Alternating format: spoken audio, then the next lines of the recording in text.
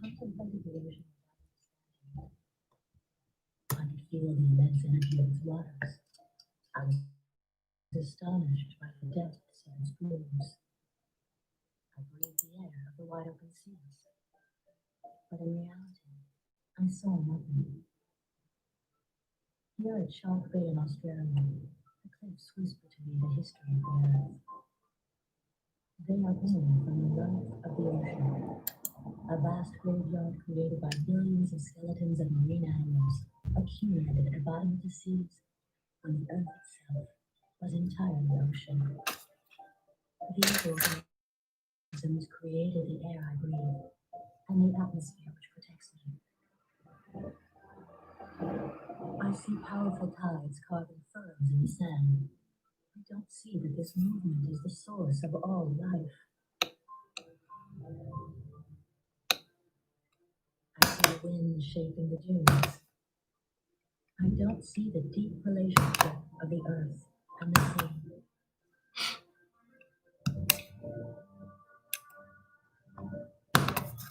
I see the salt bleaching the arid earth.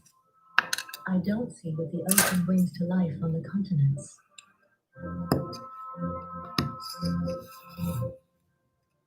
I see immense prairies colonize the depths, such as I have never seen on land. But at Shark Bay, there is more than that. Here are the origins of our own story. Us, mankind. It begins here with a colony of living fossils, of bacteria who live at the surface of the ocean, called stromatolites. I am a descendant of this form of life, the most ancient known on Earth, which came into being 4 billion years ago. I come from here. I come from the ocean.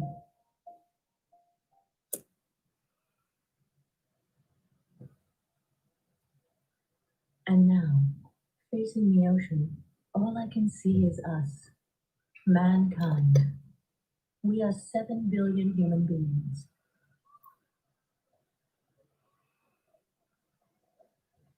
We have shaped the world in our image. On the shores of the ocean, we have built vast cities where we live in our millions. We have dug out ports, flattened islands to construct our factories. The ocean has brought us all the mineral riches of the world. We work materials, meld steel, cut and slice. 100,000 of our ships crisscross the seas. All that lives, all that grows on the earth will one day pass through our iron grasp. We even transport the forests. We delve unceasingly into the ocean to nourish ourselves. We have become a super predator. We have canned the entire world. 600 million containers that we can transport thanks to the ocean. The ocean that offered us the possibility of globalization. The planet is ours. And now, where are we going?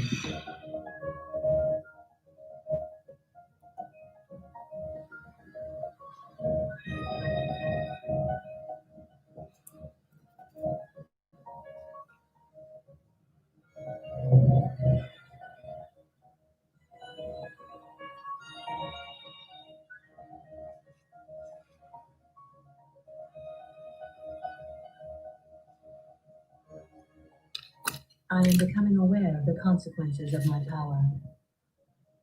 Overfishing, global warming, depletion of resources, pollution. My drive has taken me a long way. I know this because I am capable of understanding what happens to me. How have I got to this point where I no longer see what is around me? To understand that, we have to return to the very beginning.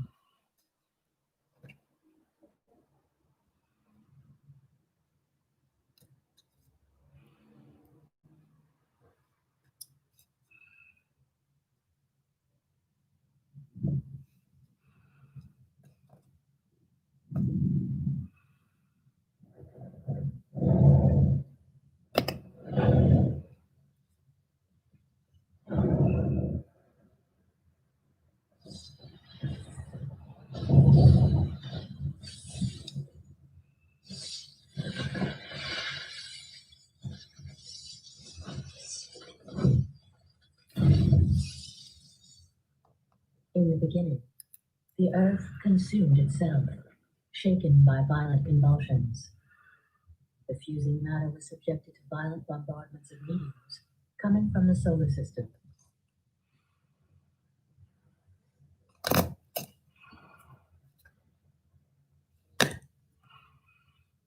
This battlefield gave rise to an atmosphere, stormy, red with nitrogen, carbon, and hydrogen, and water vapor, which must have come from the galaxy.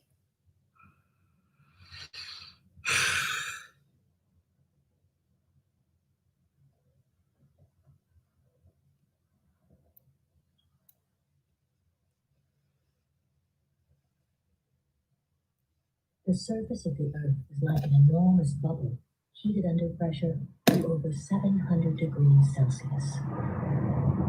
Then, this inferno cooled off, and the vapors condensed, producing the greatest of the terrestrial floods. That was 4 billion years ago. Can't do this shit. The flood covered almost all of the Earth's crust. The water washed the primordial rock, eroding it away and becoming laden with salts. The Earth became a world of salty water. This water was called the ocean. An ocean planet had been born.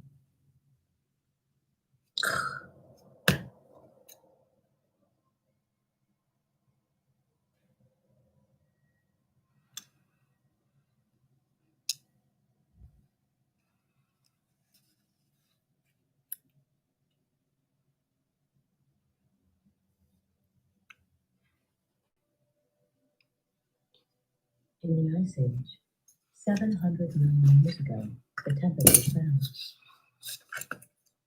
The clouds remained white for 20 million years, then melted because of a powerful greenhouse effect created by the carbon of the volcanoes.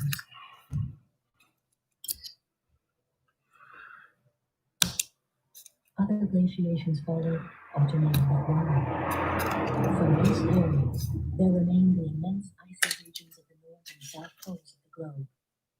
These regions work as cores in an immense climate system.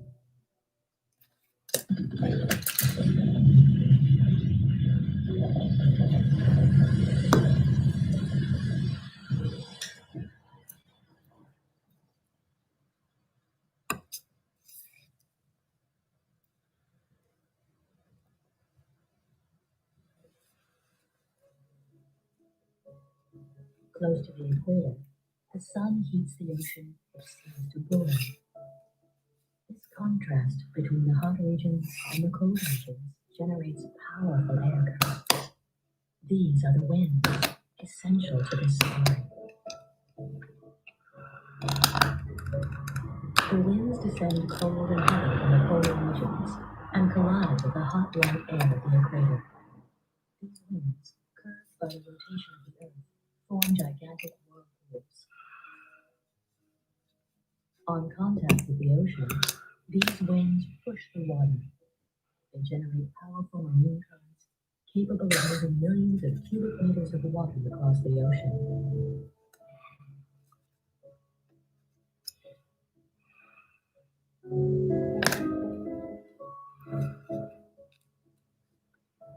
Everywhere, the ocean is furrowed by waves, some of which spin for years. This movement spreads heat from the surface of the blue planet.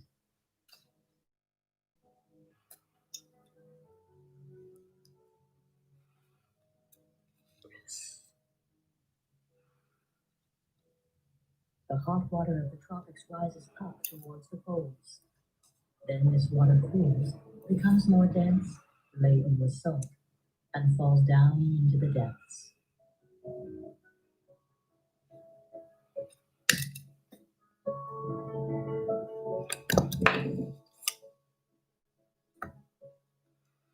The water of the depths travels down towards the bottom of the ocean, pushed by its own weight.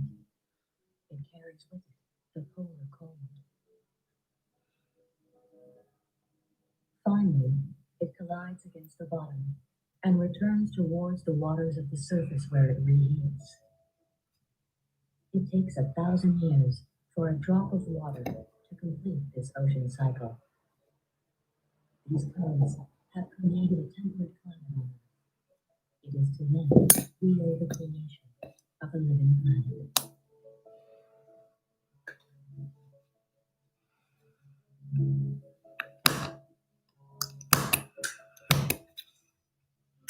When the sun is strong and the currents mount to the surface, an astonishing phenomenon occurs, so gigantic that it is visible from space. A blooming, an explosion of life.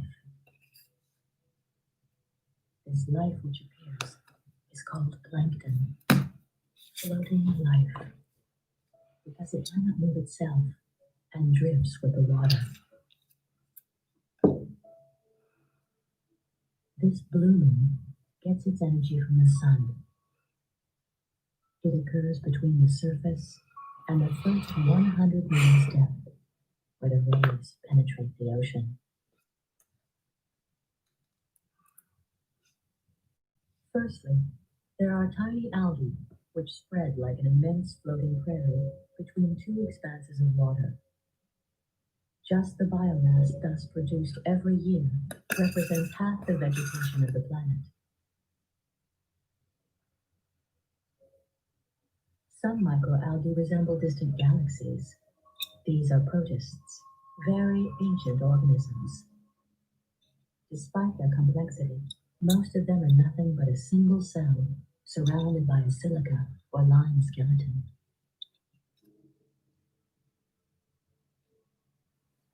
At this level, the distinction between plant and animal is blurred. Some of these green cells even have limbs, which push them upwards, augmenting their surface area exposed to the sun. All these microalgae consume carbon and produce in return oxygen.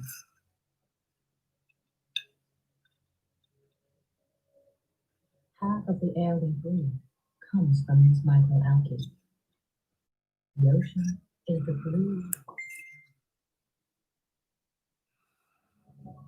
This vegetable flowering triggers another explosion of life, that of billions of herbivorous animals which come to feed off the marine prairie.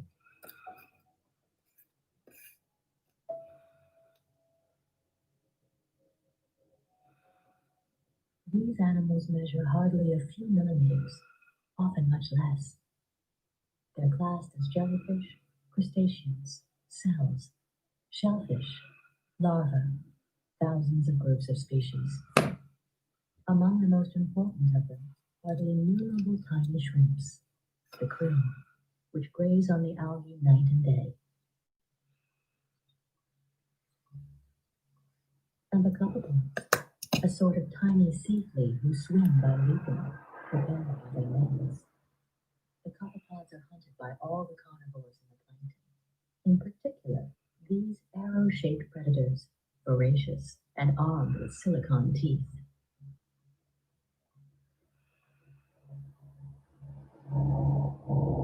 In this jungle, prey and predators mingle constantly, and there's always a crustacean ready to consume the preceding predators.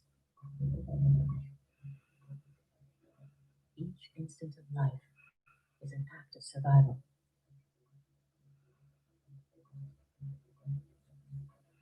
The plankton is an open book in which we can read the history of the ocean. During 3 billion years, life has evolved here, in this marine prairie.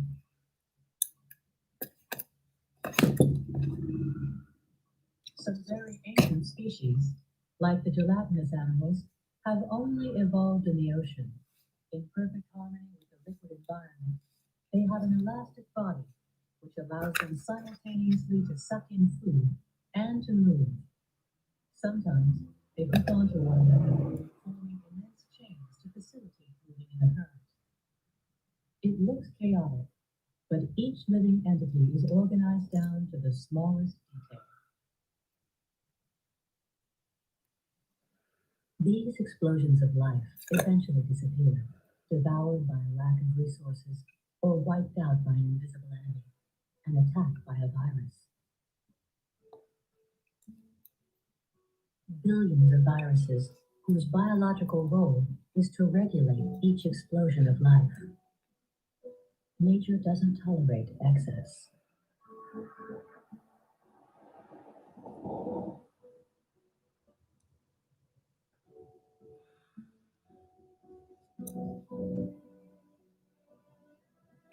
All the species of the ocean are dependent on this invisible plankton, like a long chain of life.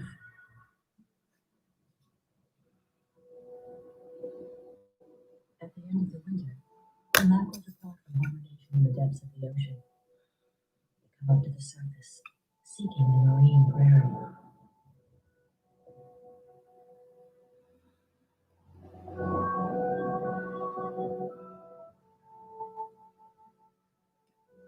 The fish have no leader, and yet they maneuver in perfect formation. Each fish is continuously aware of the presences of its neighbors and respects their distance. This self-organization is a fundamental law of the group. It enables them to hunt as a shoal and increases the chances of finding a rich feeding zone. The first who finds something can guide the others by a simple movement.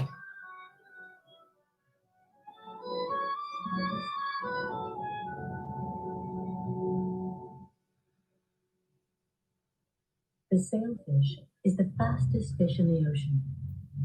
It feeds on fish. Its dorsal fin gives exceptional stability to achieve its predatory goals.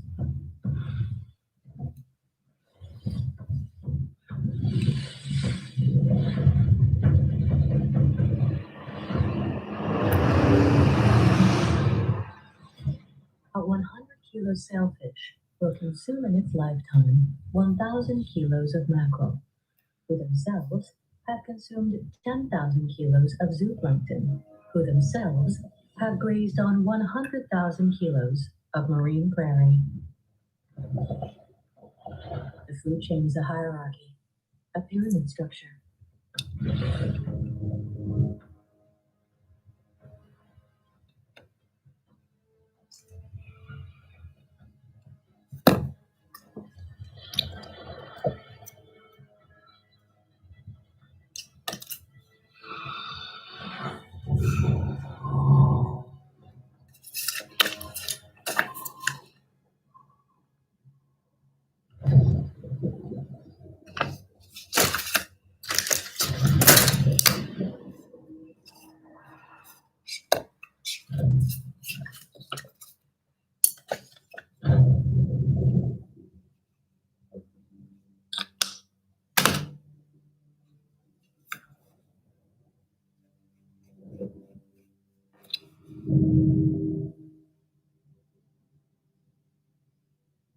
Some species choose to help one another.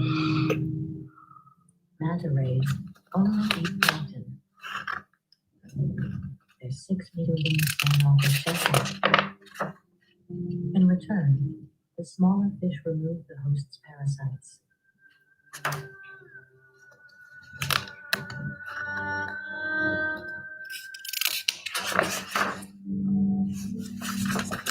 Others opt for the whale shark, the largest of the fish. This traveler crosses entire oceans in search of plankton. It carries with it smaller fish who live off its intake. Solidarity also has a role in this liquid immensity, 4,000 meters deep, covering 2/3 of the planet.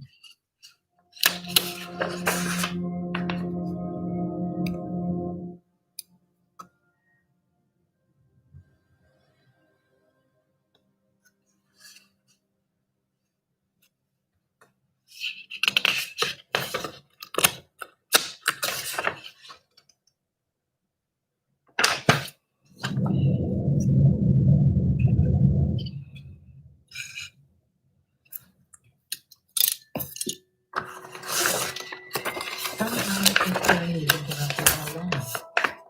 Here at Raja Ampat in Indonesia, land appeared when the ocean retreated 2 billion years ago. These limestone hills were previously at the bottom of the ocean. Like at Shark Bay in Australia, they are made of billions of plankton skeletons piled up in the geological era when the ocean covered the planet. With the receding of the waters, erosion sculpted the rock into an elaborate graveyard, a labyrinth of 1,500 islands of fossilized plankton.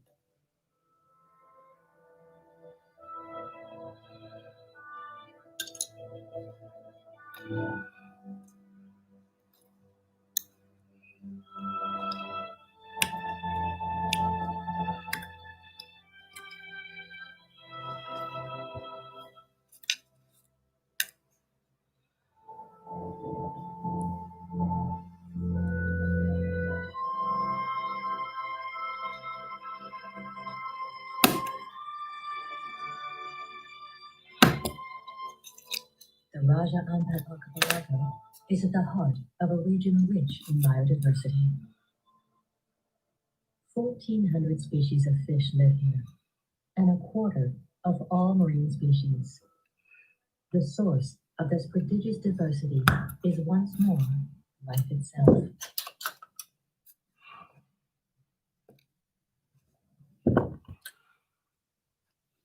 Coming into contact with these emerging lands, probably struggling against exhaustion and hunger, some plankton abandoned nomadic life and settled here. That was only 500 years ago, a revolution. This family of plankton created the coral reefs. Coral is a creature that we rarely see by day. What we see in the daytime is a calcareous skeleton which serves as its shelter, a skeleton that resembles a tree, branches, or leaves. To survive in these waters scarce in nutrients, coral shelters an alga within it, which feeds by day on sunlight. The algae have thus become the driving force of the construction, aiming to occupy the best place in the sun. Each coral struggles against its neighbors to gain more light at the speed of a few millimeters per year. This petrified forest is today the most densely populated ecosystem on the ocean planet, a veritable oasis. You can hide here and hunt here. Each has its own territory. Everything about life here is organized. Even the colors of the fish represent camouflage or seduction.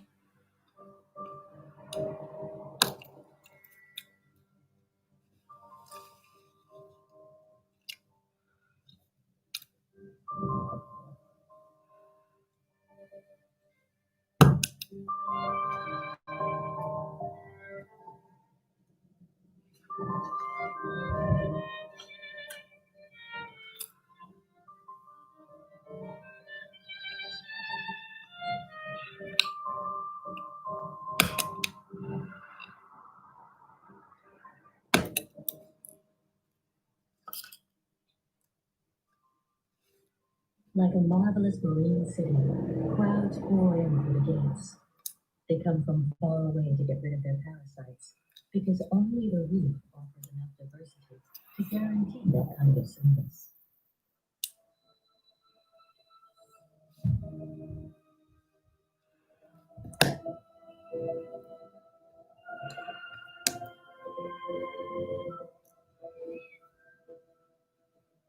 Millions of years of evolution have enabled each species to find a place and a role in this coral metropolis. The scorpionfish camouflages itself, while the spider crab lets itself be colonized by the shellfish and becomes invisible when motionless.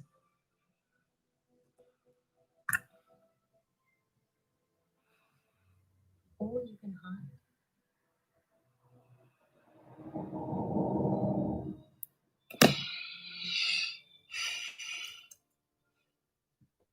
As in every cosmopolitan city, life in a reef is not spontaneous.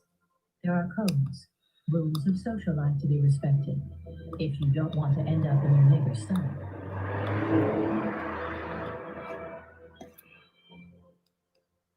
Concealment becomes an art for these octopuses, capable of changing the color and structure of their skin to deceive their attackers.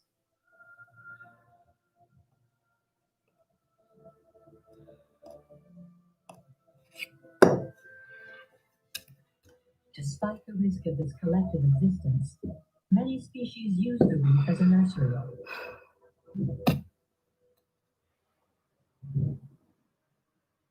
Of all the ocean, it is still the place that offers the best chance for raising a family. Cuttlefish protect their eggs by hiding them as deep as possible in the branches of the coral, so that other fish cannot eat them.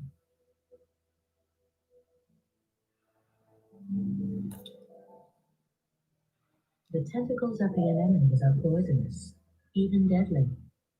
Only clownfish can live among them.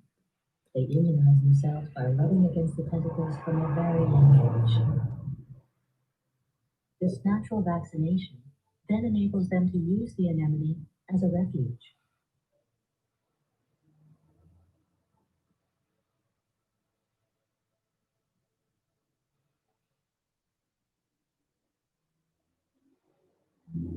For those who do not know the reef, this marvelous city is in fact full of dangers.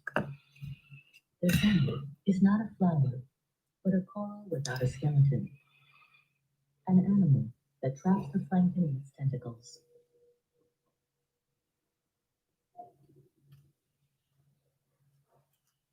At night, the reef is even more dangerous.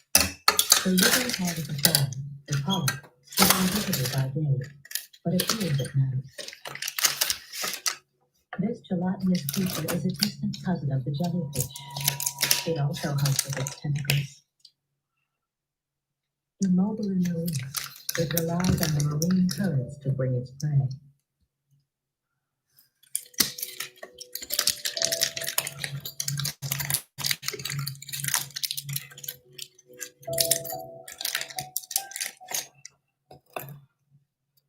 Too bad for those who float too close. Its tentacles immobilize everything that touches them by injecting a deadly poison. Sometimes, even a digestive sugar so powerful that it can digest living things.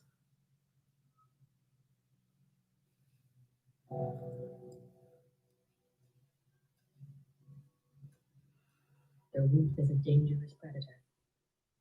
Once trapped, the victim cannot escape from these arms which pull it slowly towards the mouth where it will be digested.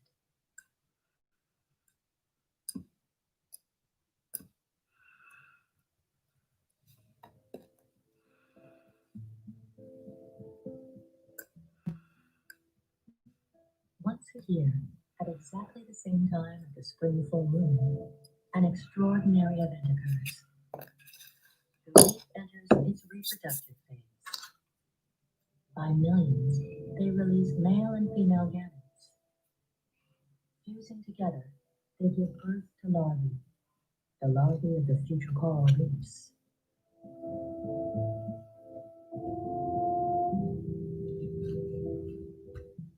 This release of eggs happens only once a year.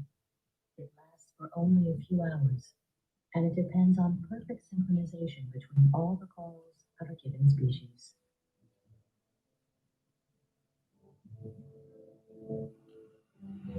The larvae are dispersed by the current for several days and nights before landing further away.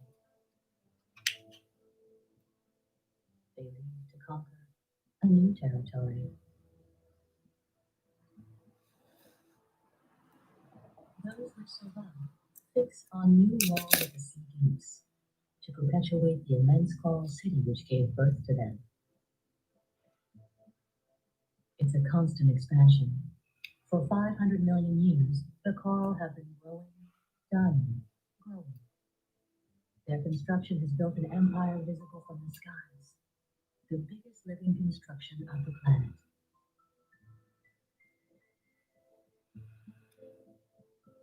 All the fauna of the ocean is closely or distantly linked to these oases of life.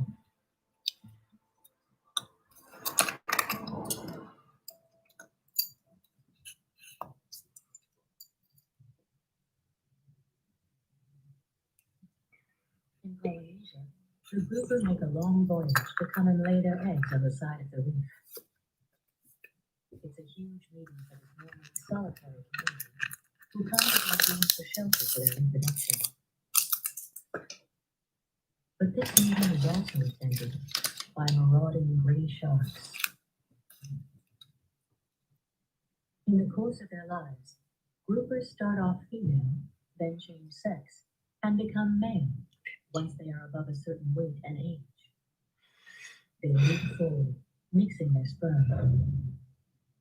The females, weakened by laying, make easy prey.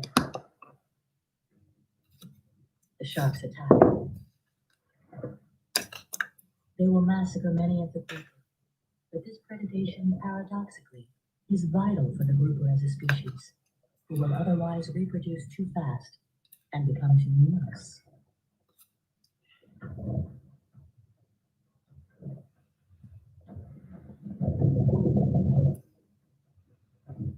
Here again, nature does not tolerate excess. One predator, always waiting just above another. Animal sharks are fearsome hunters. Evolving 20 million years ago, these animals are super predators. The hammer-shaped head acts like a fin and promotes agility. The position of the eyes, very far apart, gives them 3D vision. They hunt the fish and other sharks. It's as if the cycle of predation governs the evolution of species. And here's where we are in the story. Here we are. The last link in the chain of life. We have no predator above us.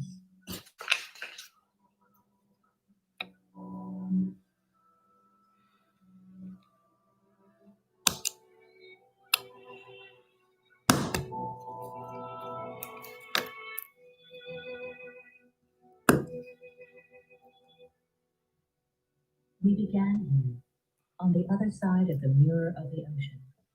We occupy the land which emerged. Very long ago, to protect ourselves, we built villages, like those that still exist at San Blas in Panama.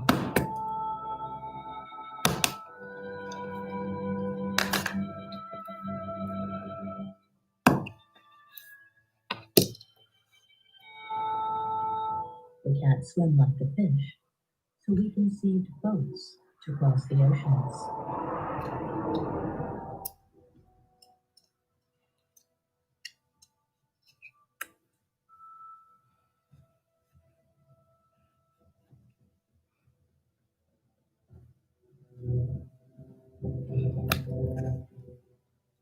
And then we built a world like nothing any other species had built before us.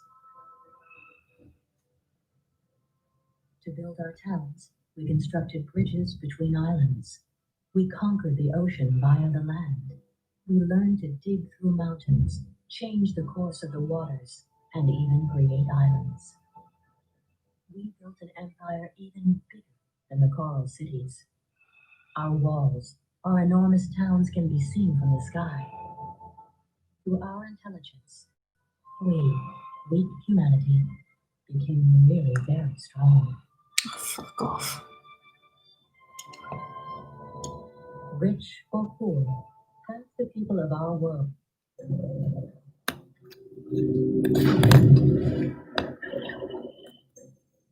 lost civilizations,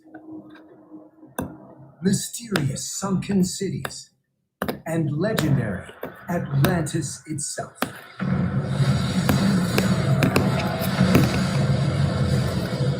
Vanished beneath the waves. There is a huge amount of unrecorded human history beneath the ocean surface that we don't know very much about at all. Imagine if we could empty the oceans, letting the water drain away to reveal the secrets of the seafloor. Now we can, using the latest underwater technology, piercing the deep oceans and turning accurate data into 3D images. Is this a huge underwater temple carved by a mysterious lost civilization? 一生マチュピチュの遺跡に似てるんだなということから海底に Why are these perfectly circular stones lying at the bottom of a bay in the Aegean Sea? There are shapes on the seabed that just don't make sense. Are these just rocks or the remains of an ancient city? Parts of this are just beginning to be revealed for the first time. Wow. And is the real site of Atlantis finally about to be revealed? People want to believe in places like Atlantis. They want to believe in other worlds.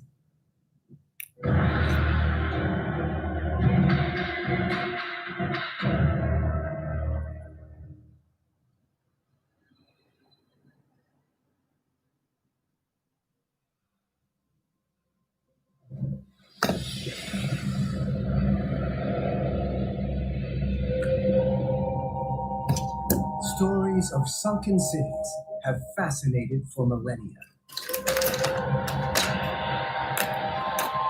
The most tantalizing of all, Atlantis.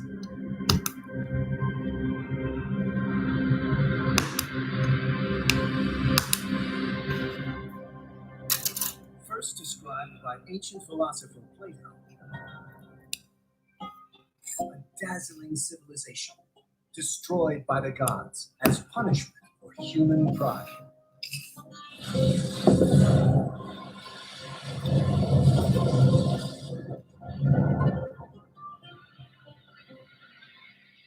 People connect to that story, and it's because of this idea of an ancient civilization, a utopia that we've evolved from.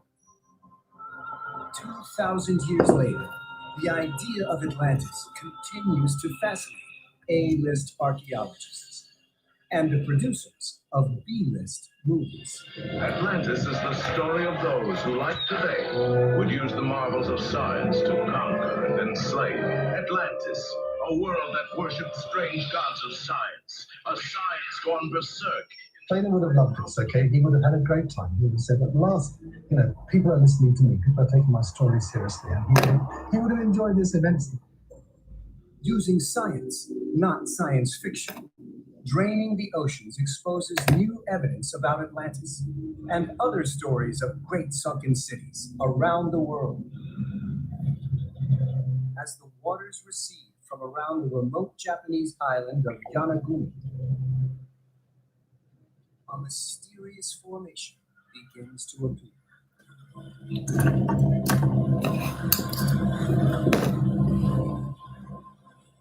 Could it be the creation of an advanced ancient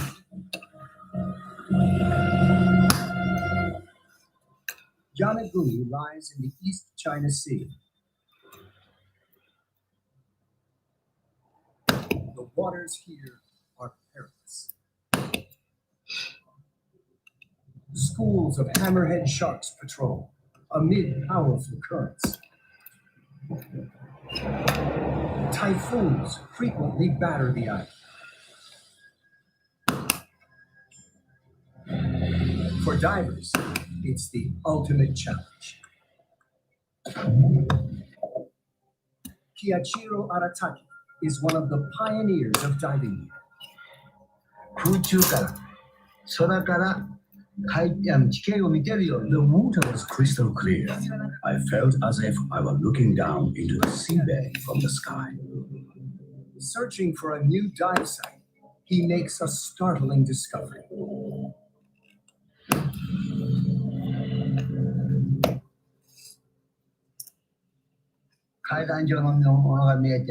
I saw a steps-like formation like terraced fields.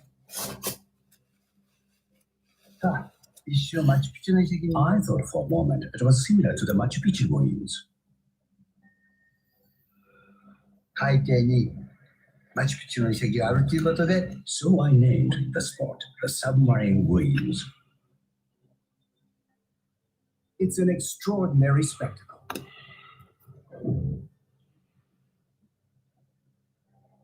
The size of 5 football fields.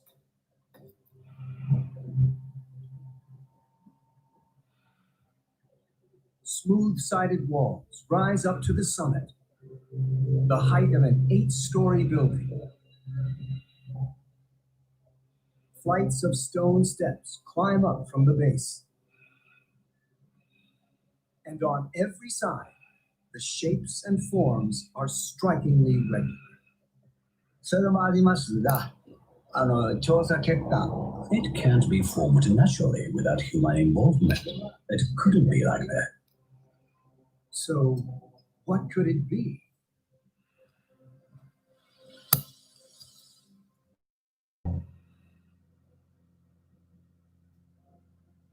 The only way is to conduct a survey using the latest scanning technology. 与那国島に限らず、沿岸の旋回機 Although the shallow waters around the Yonaguni Island are close to human habitation, we don't know much about them. 身近なんですが、プロ It's an unknown frontier.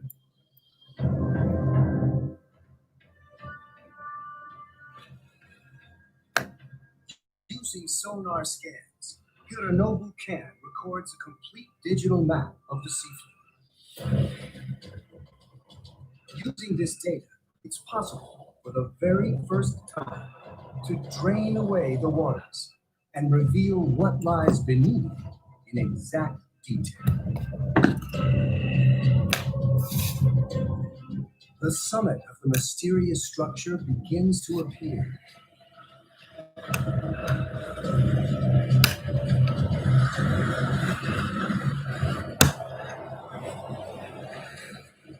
Water pours off its smooth terraced layers, exposing them once again to the sky. And with the monument left high and dry, its true scale becomes clear. Vast, imposing, and spectacular.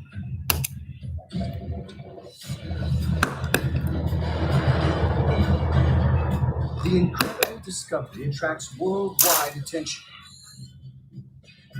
Divers, journalists, and TV crews flock to Yonaguni, all asking, what could this mysterious structure be? And scientists come here too. Among them is Professor Masaki Kimura, one of Japan's top marine geologists. 自分で初めて潜った時にですね、 When I dived underwater to explore it, I felt right away that it must be a man-made structure. He finds several features that he believes indicate human activity. このお城の正門のようなところがあるわけです。 Here, you see something that looks like the front gate of a castle. It's like a tunnel, and you go through it. On the far side of the tunnel, a road loops around to a flight of steps, watched over by 2 mysterious stone objects. こことこことのところにちょっと小山のように盛り上がっていて、 They are mound-like bulges, here and here. And if you look at them, you'll find turtles with their necks extended on both sides. According to ancient Japanese folklore, the dragon god Ryujin lives in an underwater palace, watched over by turtles. To Professor Kimura, This indicates that the monument is so important, it needs guarding. And that's not all. こう上がっていって、ここですね。If you go up this path, you get to this place. This portion is triangular. That's why it's called the triangle pool. しかし浅い。 Since this very big and shallow as well, you can relax in it. その Also, the sea surface is very close to it, and it's warm due to the sunlight. You feel chilly after you come out of the deeper area down there, and you can warm up here. ここが気持ちいい。 But the monument's most striking feature is its wide, flat terraces, large enough to support thousands of people. Professor Kimura believes the gateway, stairs, turtles, and terraces all point towards one purpose.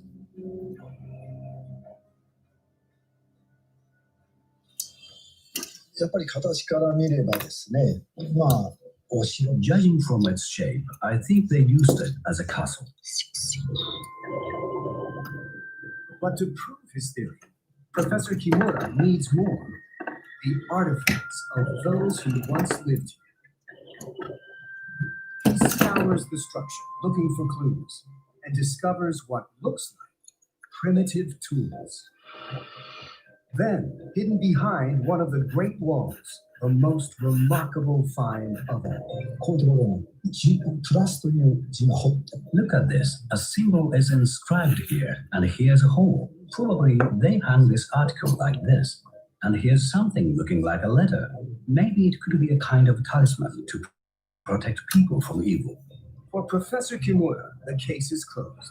The artifacts and the monument's regular shapes prove that humans lived here 8,000 years ago. After that, rising sea levels claimed the territory of this lost race of master builders. But is that the real story of Yanagu?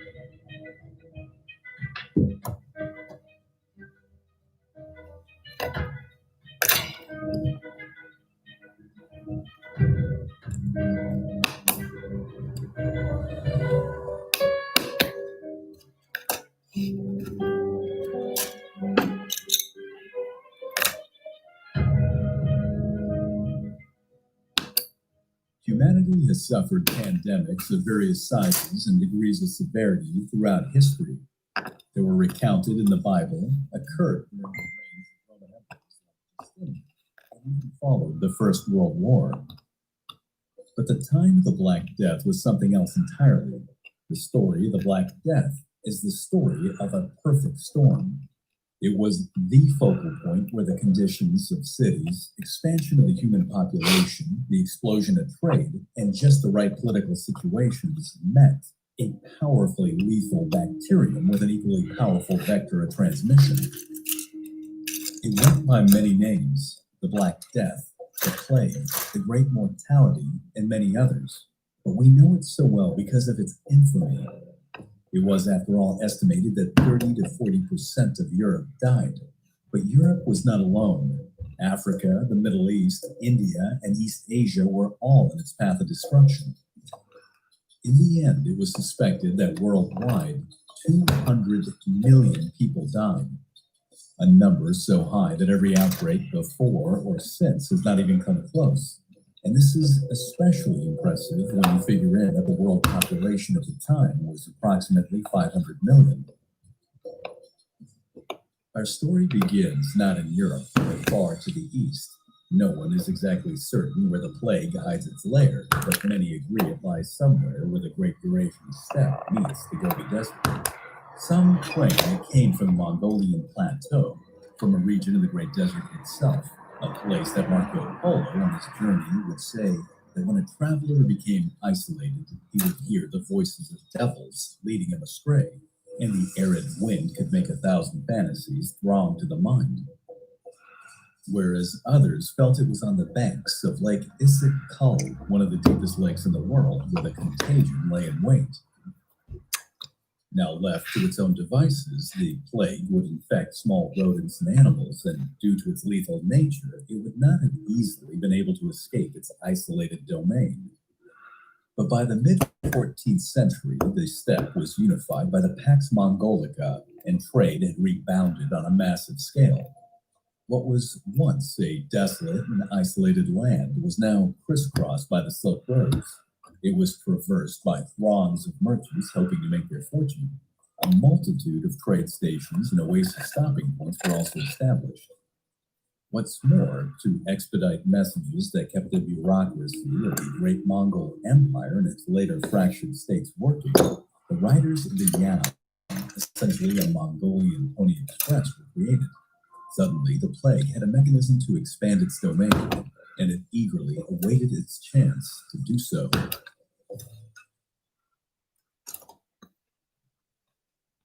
In the Crimean Peninsula, quite a distance to the west, was the city of Kaffa. In the mid-13th century, she was a backwater, rural, rustic, some would say primitive fishing village. But the world was changing, and trade, which had languished since the fall of the Roman Empire, had emerged as a powerful force. And a really good example were the Italian city-states, which vied fiercely with one another for monetary hegemony. Nothing would stop them from expanding their bottom line. The quote-unquote crusaders of the Fourth Crusade, jumping over the walls of Constantinople in 1204, gave testament to that. Now to quote a Ferengi rule of acquisition, number 95, in case anybody's interested: expand or die. Thus, in 1266, the Genoese arrived at Kaffa and set to work, making it a city to be reckoned with. By 1340, she boosted a population of 80,000 people, buildings dotted the horizon, her market was a flurry of activity, and the docks of Kaffa were renowned to house over 200 ships. The location was perfect for the business savvy. The Silk Roads ran just to the north and divided into several paths before going into Europe. The Volga and the Don rivers were relatively nearby, adding to her commercial sphere of influence. And from her warm water port, ships would come and go from Constantinople, the Levant, Italy, and as far away as Iberia. In a short period of time, Kaffa had blossomed into a major focal point for bringing in luxury goods from both east and west. But, as is the case so many times in history, one civilization's success usually comes at the expense of their neighbors. The Mongol Empire was one of the largest land empires in history. By the time of Kublai Khan's death in 1294, it had fractured into 4 separate khanates.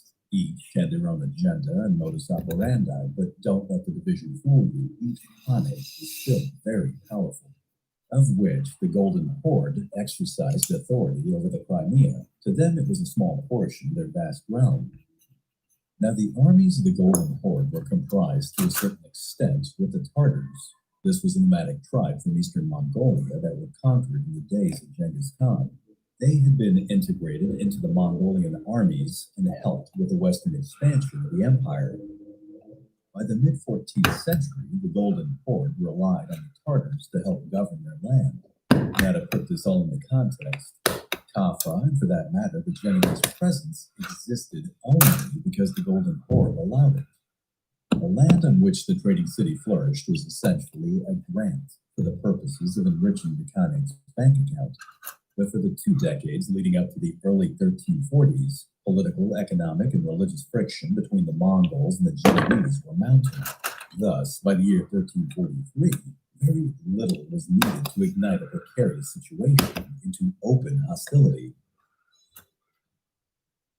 Not too far from Kaffa was the trading city of Tana. It was nestled at the mouth of the Don River and renowned as being the jump point one takes to get to China. It was in this city that a small angry exchange on a market street blossomed into a full-blown riot, resulting in spilled blood. And to be specific, a Muslim died at the hands of an Italian, or at least as the tale goes. Well, either way, the story got out, and the local Mongol Khan, a man by the name of Yani Beg, decided to arrive at the city gates and brought with him an impressive Tartar army. Under the auspices of being a defender of Islam, he demanded that the city capitulate. Now, in standard Mongol fashion, the besieged city had the option of either adhering to the terms of surrender completely, or taking their chances with fighting back, which usually resulted in the city and its people being wiped from the surface of the earth. The Genoese opted for the latter option and responded to Yani Beg's terms with a particularly insolent response. In retrospect, perhaps this wasn't the best idea. The attackers, not expecting this kind of response, laid into Tana with a vengeance, and the city was quickly overrun. However, some of the defenders managed to escape and then ran for their lives back to Kaffa. The Tartar army pursued very closely. They were fully engaged to punish the Italians for their insult of resistance. To them and their Mongol Khan, these arrogant, decadent Genoese no longer had a right to exist in the Khanate any longer. But as I've mentioned before, Kaffa was an impressive city, and her city walls were equally impressive, and thus the Tartar army and her Khan had to settle in for a siege. This was going to be a really long siege, and as it dragged out, something else was coming in on the heels of the Tartar horsemen. By 1346, tales of a strange disease had begun to filter their way west. Most of the stories were ignored, but they told of entire areas being destroyed and population centers being wiped out. Vast tracts of China and India lay dying of a mysterious pestilence, and the disease, like the stories about it, were making their way west. By early 1346, Russian chroniclers had recounted that the shores of the Caspian Sea were affected. In less than a year, it had spread across the Don and the Volga rivers, descended into the Crimean Peninsula, and onto an unsuspecting Tartar army. It didn't take long before the encampment was infected, and even less time before the besiegers began to die en masse. For the Genoese, protected by their city walls, this affliction was heaven sent. To them, it was nothing less than their god's retribution against the heathen race. And if they had any faith in this belief, they were soon to find out just how wrong they were. The situation in the Tartar camp was degrading by the day, to the point where more people were dying than could be easily attended to. The scene, if one could imagine, was that of putrid, swollen corpses stacked like cordwood as far as the eye could see. But perhaps what motivated the survivors to action was not so much the sight, but rather the disgusting, gut-wrenching stench. The Khan at this point, disgusted and revolted by the smell, gave the command to load the corpses onto catapults and then had them launched into the city. His hope was that the smell would accomplish what his army couldn't, that is, to drive the inhabitants to surrender. Now keep in mind that the bodies were well into the phases of decomposition by the time they were weaponized. What's more, as the body rots, gases form within the various layers, fascia, internal organs, it essentially putrefies. Thus, when it's launched with sufficient velocity and upon hitting a stone structure at the end of the trajectory, they wouldn't just impact and fall down. Rather, some would explode into chunks and aerosolized fragments, spraying an entire area and showering those unfortunate enough to be below. This went on for weeks. The city was essentially inundated with remains. The rats that were infesting the camp would follow the scent in short order, and with them, the plague entered the city. The Genoese, who were once confident behind their defenses and were scoffing at the enemy, now saw the dying commence once again. But this time, it was in their own streets, their own buildings, and in their own homes. What made the plague especially lethal was that it had an almost perfect vector for transmission. That is, the rats and fleas that carried it were well suited to allow it to spread. The black rat, or Rattus rattus, thought to be one of the major species involved in transmission, evolved in Asia approximately 10 to 15,000 years ago. Now, while it's half the size of its cousin, the brown rat, it compensates with its ability to reproduce. And what do I mean by this? Two rats mating continuously for 3 years can lead to a population of over 3 million. It is also an extremely resilient creature. It can climb nearly vertical surfaces, enter through openings a quarter-inch thick, and survive a fall of 5 stories. And by the way, rodent comes from the Latin rodere, meaning to gnaw, and as such, its powerful jaw can cut its way through lead, adobe, and unhardened concrete. Medieval city walls simply didn't stand a chance. Now, once inside a city or on board a ship, it can exhibit problem-solving intelligence. After establishing a nest or a den, it purposely creates an escape route before cautiously foraging for food. Indeed, it essentially conducts reconnaissance, changing the areas that it explores and adapting quickly to any change in its environment. But perhaps its most unsettling aspect is that it serves as an almost perfect reservoir for fleas. The oriental flea, known as Xenopsilla chiopsis, is also called, for obvious reasons, the rat flea. It has a preference to get its blood meal from a rat or other rodent, but if that source is limited or exterminated, it's happy to try something else. And while it's waiting for something else to come on the menu, it has a certain degree of patience. This flea can endure for more than a month without a host. And during this time, it can live on clothing, baggage, fur, hair, or for that matter, corpses that are catapulted through the air. Once the target is sensed, its powerful hind legs allow it to jump over ½ a meter.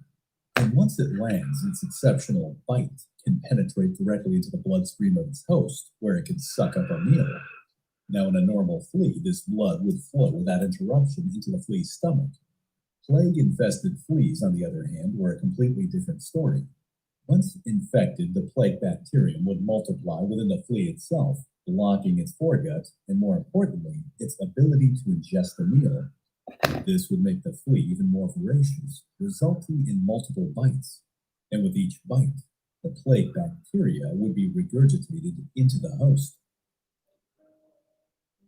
Now this brings us to our main culprit. The bubonic plague is caused by the bacterium Yersinia pestis, and to emphasize, this is not a virus. Viruses are smaller, work on a different mechanism, and their infectivity is distinctive. Once Yersinia pestis is inside the human host, it reproduces aggressively. Using its own unique enzymes, it can invade organs and the lymphatic system. This system, by the way, is crucial to the body. It is one of the key members of our immune defense and is responsible for eliminating foreign contagion. But for the purposes of the plague, it becomes its new home, which can seem a little counterintuitive. The reason for this is that the plague is extremely adaptive, which allows it to evade the otherwise very competent human immune system. And while the immune system is busy chasing its own tail, Yersinia pestis spreads from lymph node to lymph node to lymph node and multiplies at a ferocious rate. But of course, for the defenders of Kapha with no knowledge of germ theory, epidemiology, and no insight on how this was spreading, Not to mention that antibiotics would not come around for, 600 years. This was nothing less than a glimpse into the apocalypse. By April of 1347, there was very little left of the Tartar army around Kaffa. By the time of the spring rains, the straggling survivors had retreated. Many who left were infected and took the plague with them to other destinations. However, by then the contagion had made its way well into the city, and there the scenario had become equally appalling. John Kelly, in his book, The Great Mortality, does a great job of describing what the situation in the city was like before the Tartars left. Quote, as the death toll mounted, the streets would have been filled with feral animals feeding on human remains, drunken soldiers looting and raping, old women dragging corpses through rubble, and burning buildings spewing jets of flame and smoke into the Crimean sky. There would have been swarms of rodents and piles of bodies stacked like cordwood in every public square, and in every eye a look of wild panic or dull resignation. The scenes in the harbor, the only means of escape in besieged Kaffa, would have been equally horrific. Surging crowds and sword-wielding guards, children wailing for lost or dead parents, shouting and cursing, everybody pushing towards teeming ships. And beyond the melee on the departing galleys, prayerful passengers hugging one another under great white sheets of unfurling sail, ignorant that below deck in dark, sultry holes, hundreds, if not thousands, of plague-bearing rats were scratching themselves and sniffing at the cool sea air. End quote. As I've said before, Kaffa was an impressive city. Equally impressive was her port, which could shelter nearly 200 ships. At this point in history, panic had engulfed the populace, and getting out was the only thing the inhabitants could think of. Thus, it wasn't just one Genoese galley that managed to depart, but several.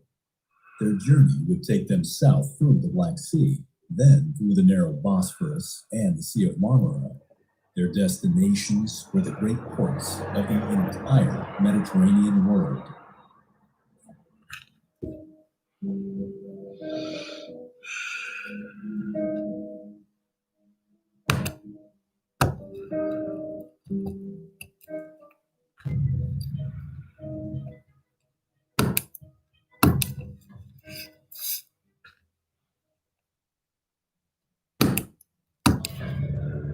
The world that the plague was sailing into seemed almost perfectly set up for a pandemic. From the 13th century onward, trade had expanded like never before, and not just on land, but also on the water. The sea lanes and the trade routes of the Mediterranean had prominently emerged, not just as a simple means to expand a country's income, but vital to the success of any emerging power. Thus, ports and harbors would grow to facilitate this need and became strategically crucial as the world made its first steps into becoming a global community. In time, it became a relatively common sight to see luxury goods from China being sold in Italy, France, or even England. Now, the time leading up to the 14th century was also a period of dramatic gain in the human population. This was a phase of prolonged favorable weather, which meant impressive crop yields, and the extra food would mean more mouths could be fed. Europe was estimated to have peaked someplace in the 75 to 80 million range. But all good things come to an end, and by the 1330s, the weather had changed for the worse. And this was accompanied by various ecological disasters like drought, earthquake, and flooding. And just as a side note, these ecological disasters would have a dramatic effect on instigating rat migrations. This was a time when crops began to fail, malnutrition became more rampant, and the rural populations began to flock to the cities. Urban planning was not able to keep up with this massive influx, and so cities became disorganized, overcrowded, and even more filthy. City dwellers could not effectively keep up with all the garbage that they produced. Refuse would fill every corner, and sewage was literally thrown out the window on the streets below, which now functioned as open sewers. What's more, the early 14th century was also one of the most gruesome periods when it comes to military history. John Kelly, in his book, The Great Mortality, brings this to life. Quote, from Kaffa to Vietnam, Vietnam and Afghanistan, no human activity has been more closely associated with plague than war, and few centuries have been as violent as the 14th. In the decades before the plague, the Scots were killing the English, the French, the Flemings, the Italians, and the Spanish each other. More to the point, in those savage decades, the nature of battle changed in fundamental ways. Armies grew larger, battles bloodier, civilians were attacked with more frequency, and property was destroyed more routinely. And each helped to make the medieval battlefield and the medieval soldier more effective agents of disease. End quote. The ships that sailed from Kaffa had multiple destinations. In the summer of 1347, some of these ships arrived at Constantinople. Here, the plague disembarked and killed an estimated 50 to 70% of the population. The court scholar, Demetrios Kaidos, who was an eyewitness, remarked, quote, "Every day we bring in our own friends for burial, and every day the city becomes emptier and the number of graves increases. Men inhumanely shun each other's company for fear of contagion. Fathers do not bury their own sons, and sons do not perform last duties for their fathers." End quote. From the great city on the Bosphorus, it began to spread over land in two directions. To the west, it spread through Bulgaria, Greece, Romania, and then upwards towards Poland. And to the east, it dispersed across Asia Minor before heading into Persia. But the Genoese plague ships of Kaffa weren't done yet.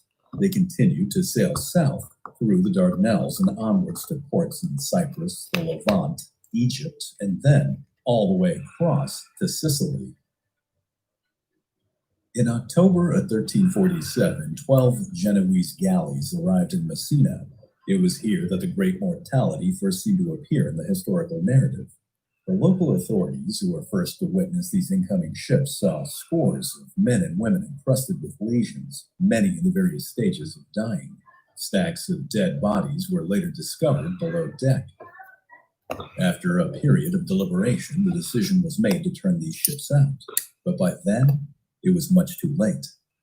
The Black Death invaded the city with unfettered enthusiasm and then spread through the entire island, killing on average a third of the population. As before with Constantinople, it began to spread over land. In very short order, it had jumped the Strait of Messina and then began to make its way up the Italian boot, arriving in Rome a few months later. In retrospect, it was estimated that the plague, on average, moved approximately 2.5 miles a day, crossing rivers, traversing over mountain passes, and entering nearly every city it came across. But that was on land. The aforementioned plague ships that were forced to depart Messina went on to new destinations as well. The sailors on board, who had somehow managed to survive, carried on business as best they could, trading their goods as they went. They still had a bottom line, after all. Thus, these very same ships would move on to Marseille, Genoa, Malta, Tunis, and ports in Spain, Sardinia, and Corsica, to name a few. Their home city of Genoa, with an estimated population of 90,000, was infected in late November, where 30 to 40% would die. Marseille would fare no better and would serve as the major entry point for all of France. It's from here that the plague would move north towards Avignon, where it would arrive in January of the next year. It was also in January of 1348 that Venice, with her estimated population of 120,000 people, also got hit. The Venetian response was vigorous and highly structured. Some would even consider it almost brutal. The Great Council and the Doge, Andrea Dandolo, declared that all entering ships were to be seized and searched. The ships that were found to have even the slightest indication of plague were immediately set to the torch. On a nearby island, isolated from the rest of the population, a strict quarantine was established. In fact, the very word quarantine comes from the Italian 40 giorni, meaning 40 days, which was the amount of time that ships and their crew were held in isolation. A municipal fleet of gondolas were created which traversed the canals, chanting, "Corpe morti, corpe morti," essentially, "bring out your dead." This rather macabre chant summoned the population to throw their dead bodies into the waiting ships below. The corpses were then systematically interred in specialized burial locations. Now, despite these measures, the death rate soared to over 60%. It was later estimated that over 72,000 people died. This death rate was so high and so rapid that in many instances the complex network of society would either fail or vanish entirely. But once again, the Venetian government stepped up to the challenge as society began to disintegrate all around her. Near draconian measures and martial law were invoked. Civilization would endure, but it held on by a very tiny thread. However, as Venice desperately grappled to maintain order and to save the rest of her population, the bubonic plague had already moved on. The decade that led up to 1348 was a very difficult time for Florence. Flood, disease, drought, and famine had all visited the city. Warfare engulfed the land as Genoa was up in arms against Venice, and the papacy likewise with the Holy Roman Empire. What's more, Edward III of England, who had used Florentine banks to fund his portion of the 100 Years' War, had defaulted on his loans. The magnitude of these loans was so immense that it caused financial ruin in the Italian city. And thus, it was in the spring of 1348 that the plague also arrived. The 100,000 citizens of the city had no idea what was about to hit them. Arising from what seemed like thin air, the stigmata of purple-black swellings in the armpit and the groin, known as buboes, began to suddenly appear, and this seemingly on everyone. This was followed by bloody vomit, high fevers, delirium, and in most situations, an agonizing death. As seen before, society began to break down as entire families and neighborhoods were being wiped out. And keep in mind, some of this would only happen in a few days. Panic on an almost unimaginable level would grip the city. Riots and looting would spread like wildfire. Those that could attempted to barricade themselves away, while afflicted and dying people were simply abandoned to their fate. And many would try desperately just to escape the carnage altogether. By most estimates, 50%, that's 50, of the population perished. Giovanni Boccaccio, a writer who some say lived in plague Florence, gave a testament of what he saw. Quote, "A great many people died who would have perhaps survived had they received some assistance. Indeed, the number of deaths reported in the city, whether by day or night, was so enormous that it astonished all who heard tell of it, to say nothing of the people who actually witnessed the carnage. Thus, a great number departed this life without anyone at all to witness their going. Few indeed were those to whom the lamentations and bitter tears of their relatives were accorded." Boccaccio continues, quote, "Such was the magnitude of corpses that huge trenches were excavated in the churchyards, into which new arrivals were placed in their hundreds, stored tier upon tier like ship's cargo, each layer of corpses being covered with a thin layer of soil till the trench was filled to the top." End quote. The term plague pit would later be coined, but even more gruesome would follow. As the heavy spring rains would come, they would unearth the remains and then wash them about the city. Later, there are accounts where these very same remains would then serve as the food source for rats, pigs, and even dogs, the sight of which could have been nothing less than apocalyptic. The plague had an absolutely astounding death rate, with an incubation time, that is the time of exposure to the onset of symptoms, anywhere between 1 day to 1 week. An infected individual who didn't have any symptoms was able to pass on the disease without even knowing it. There were 3 major known variants. The bubonic form was the least lethal. Once infected, a person would exhibit flu-like symptoms, most notably high fevers, followed by fatigue and cough, of which the latter could become very bloody. This would occur as Yersinia pestis, again the bacteria, made its way to the body's organs, causing some of them to shut down. There have been reports that those who were infected and in the latter stages of the disease would have an odor that was consistent with internal gangrene. Eventually, the contagion would make its way into the lymphatic system, accumulating in the lymph nodes. These nodes would swell, resulting in the characteristic plague boils, usually in the groin, the armpit, or the neck. Now, some of these nodes would grow immense and could cause major disfigurement. There are those who survive the plague whose necks were bent to the side permanently. Now, if these massively swollen lymph nodes were able to rupture through the skin, they would open up, spilling the fluid contents within, which of course would be teeming with bacteria and ready to infect another. In fact, for that matter, most fluid that was carrying the bacteria that was excreted from the body, that is, by coughing, bleeding, vomiting, etc., was infectious if it was touched, or even worse, if it was ingested. The mortality rate of the bubonic variant was approximately 60%, which gave you the best chance for survival if you had the plague. And yes, this does mean that there were those who had the plague who did manage to live through it. But again, that implies that you had this variant of the plague. Now, the pneumonic form occurred when the bacteria got into the lungs. People would start vomiting and coughing up blood almost immediately. This variant was extremely infectious and could be passed through the air. Transmission, as one can imagine, was more common in the wintertime when people were simply cloistered together. On average, one would have approximately 3 days to live once the onset of symptoms occurred. The mortality rate of this variant would run in the 95 to 100% range, depending on the region that you were in. Now, if you think that having a less than 5% chance of survival was bad, the last variant was the worst.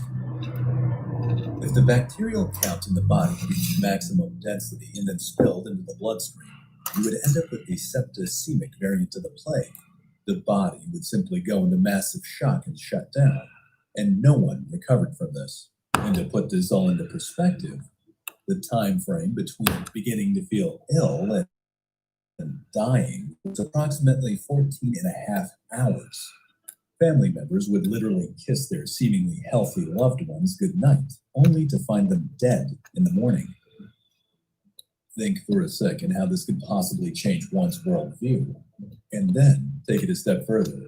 Think what your mindset would be if you had absolutely no scientific knowledge of what was actually going on. The death that surrounded the individual would have been near impossible to grasp. The magnitude was just too much. But why was it so? The Black Death, as I've mentioned before, was a perfect storm. The plague was nothing new on the world stage. It had affected humanity before and would do so afterwards. The plague of Justinian, for example, in 541 to 542, which caused massive destruction, was also thought to be caused by Yersinia pestis. And yet, the death rate, the duration, and the extent of carnage in this and other epidemics was never as high as it was during the Black Death. The plague of the mid-14th century also had some unusual characteristics. It appeared to advance, albeit a bit slower, even during the winter months, which, if it was carried on fleas, doesn't make logistical sense, as most fleas would have died of the cold. What's more, this particular plague infected people at a rate that modern Yersinia pestis just doesn't seem to possess. Some forensic scientists today feel that this bacteria had some help. Aside from the warfare of the time, the condition of cities, the extent of trade routes, and an ideal vector of transmission, the Black Death may not have been alone. Indeed, it might have been the perfect storm of multiple pandemics at once. In retrospect, it has been hypothesized that the bacteria associated with anthrax and the virus tied to Ebola were also involved, both of which are lethal in their own right. Now, part of the reason why the death rate was so high was also associated with the immense physical geography that would be affected, that is, the entire continent of Europe, amongst other continents. Plague would wash over one area only to return in another wave coming from another direction. In this way, some areas of Europe would be hit several times, and in many cases, the second or even third wave could be even more devastating than the first. By mid-1348, the Black Death had been going strong in Europe for nearly a year. Avignon in southern France had run out of space to bury her dead. A wave of plague that originated in Constantinople had blazed a path into the Balkans, and Italy had been overrun, prompting the historian Giovanni Boccaccio to comment, quote, "One citizen avoided another, hardly any neighbor troubled about others. Such terror was struck into the hearts of men and women, but calamity that brother had abandoned even worse and nearly incredible is that fathers and mothers refused to see and tend their own children as if they had not been theirs." End quote. Through the rest of 1348, at an average rate of 2.5 miles a day, the Black Death made its way north. Rural communities that were along the way were sometimes wiped out entirely. In some places, the destruction was so complete that nature would retake the land, and traces of civilization would only be rediscovered by aerial photography prior to the First World War. By June of 1348, the Great Mortality arrived in one of its most prominent hunting grounds, the great city of Paris. Her population was approximately 210,000 people, easily one of the larger cities in Europe. Once the plague had made its way in, it began to fester there, gaining in virulence. By the time it left a year later, over half the city was left silent and lifeless. But the plague was only getting warmed up as it continued its path north. It seemed that in the hot summer days, it acquired even more momentum. And make no mistake, its most destructive time was still ahead. By the late summer of 1348, a fisherman in the English Channel could see the plague flag flying from nearly every French town and village along the coast. It would not be long before the Black Death would engage in its most sinister work. A cross-channel invasion was imminent as the Battle of Fort would soon begin. The plague, after all, had killed in France and on the seas and the oceans. In England, it would do its work with a brutal efficiency never seen before.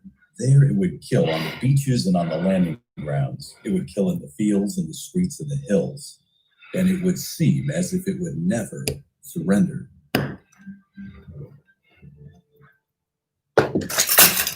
Come on.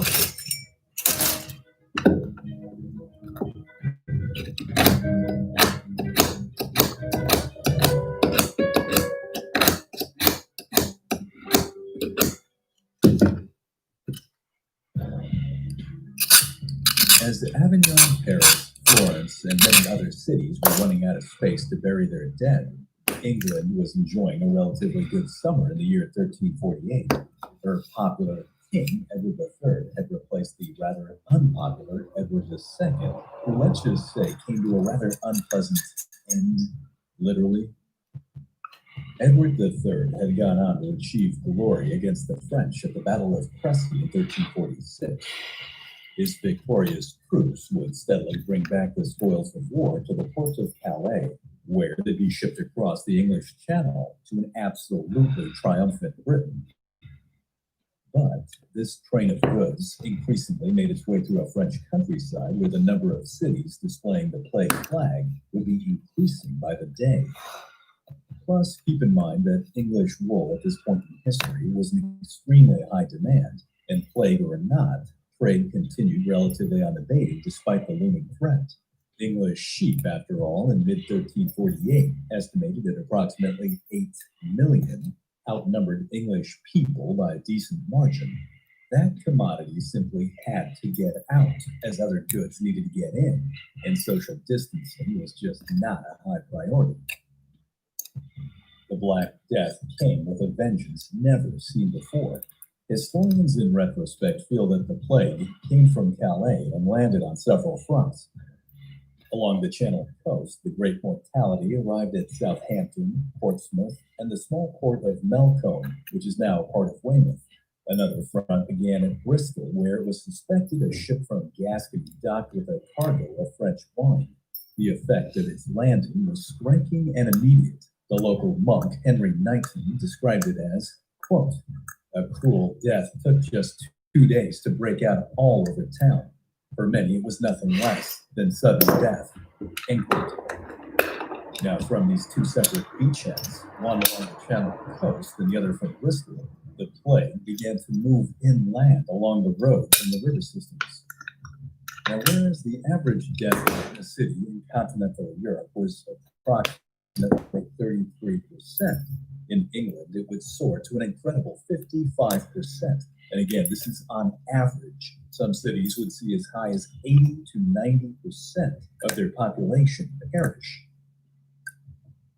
Many towns and cities who could simply not bury their dead fast enough would resort to incinerating the remains. A traveler along an English road would see a nightmarish landscape of giant black smoke plumes emanating from every direction, with the ash of the dead raining down upon them.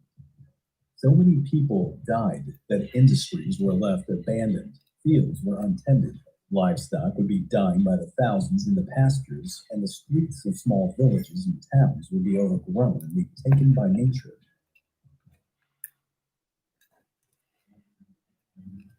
By the late autumn of 1348, the two fronts combined together and then cut a swathe to London, which, as John Kelly, the author of The Great Mortality, would say, quote, "The sanitary conditions of the city were appalling, even by medieval standards," end quote.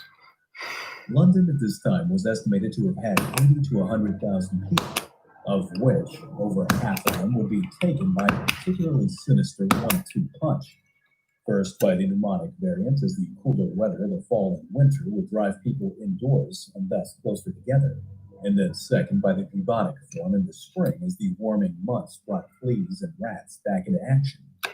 But despite this alarming death rate, things were just getting started.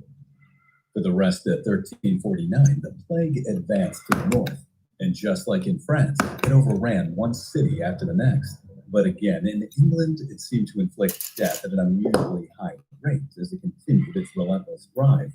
And by the latter part of that year, it had arrived at the borders of Scotland. John Kelly, using primary source material, gives us the Scottish assessment of what happened next. Quote, "The Scots, who were still laboring under the impression that the plague was an English phenomenon, were enjoying themselves immensely in the summer of 1349. They were laughing at their enemies and swearing by the foul death of England. In March of 1350, the very next year, they amassed a large army in the forest of Selkirk near the English border. And of course, they did this with the intention of invading the whole realm. But before the attack could be launched, the quote, revenging hand of God began the Scots showing themselves immensely in the summer of 1349. They were laughing at their enemies and swearing by the foul death of England. In March of 1350, the very next year, they amassed a large army in the forest of Selkirk near the English border. And of course, they did this with the intention of invading the whole realm. But before the attack could be launched, the quote, revenging hand of God reached across the border and shattered the gathering Scots with sudden and savage death, end quote. Now, this would not be the only time an army would be annihilated. Far to the south, plague had arrived in the Iberian Peninsula as far back as 1348. It had come to the Emirates of Granada in 1349, and by 1350, the same year that the Scots were dying at Selkirk, the warrior king Alfonso XI of Castile was on the verge of taking Gibraltar and then had the plan to bring down the Emirates once and for all. But instead, at the siege of Gibraltar, his army would be destroyed by Yersinia Pestis, and Alfonso XI would go down in history as the only reigning European monarch to die of the Black Death. Now keep this in mind, as the Castilian army got wiped out here by the plague, the Emirates of Granada would ironically be saved, and thus it would take another 150 years before the Reconquista would be finally completed. With such massive mortality descending on seemingly everyone, a shattered and desperate Europe began to look for answers. Many felt that this was divine retribution for the sins of humanity and turned to religion. Others looked to astrology, and in Paris, considered to be the pinnacle of medical knowledge, the learned 46 masters of the Paris medical faculty congregated and determined that the Black Death was caused by an unusual conjunction of Saturn, Mars, and Jupiter, which they determined happened at 1 in the afternoon on March 20th, 1345. And I'm assuming that's local time. Now, the learned masters got together and assembled a compendium to explain this further. Quote, the first cause of this pestilence was and is the configuration of the heavens, which occurred in 1345 at 1 hour after noon on the 20th of March, when there was a major conjunction of the 3 planets in Aquarius. What happened, according to the masters in chapter 2, was that many of the vapors corrupted at the time of conjunction mixed with the air and were spread abroad by frequent gusts of wind. This corrupted air, when breathed in, corrupted the substance of spirit, and thus the heat generated destroyed the life force. End quote. Now, keeping all this in perspective, it's good to point out that the scientific method, germ theory, and even the medical need for hand washing was still a ways in the future, not to mention things like IV fluid, vaccination, and antibiotics. The medicine of the time was based on ideas that ranged back to the time of Aristotle and Galen, who was a doctor who lived during the reign of Marcus Aurelius. As such, it was based on the 4 humors of the body: blood, phlegm, yellow bile, and black bile, which could cause illness if they were unbalanced, and the preferred treatment was usually bloodletting. However, this method would usually result in the introduction of more infection and or the loss of too much blood, which would usually hasten death. But when this didn't seem to work, new methods were developed. Doctors would like the swollen boils, drain the extremely infectious contents out. Now, in some situations, this would actually work, but in others, more infection would simply set in through the new openings. In some cases, they would take this a step further. The buboes were lanced open, and then a concoction of herbs and human excrement was rubbed in. And as can be imagined, this didn't really work out very well either. Now, one theory that came about was the idea that the plague was an airborne vapor, a miasma. And the thought process was that this was something that could be countered by inhaling extremely pure air, hence the reason some people sought solace in the countryside. Or it could be opposed by inhaling extremely foul air to offset some of the noxious odors. This led entire communities rushing to stick their heads into the local latrine.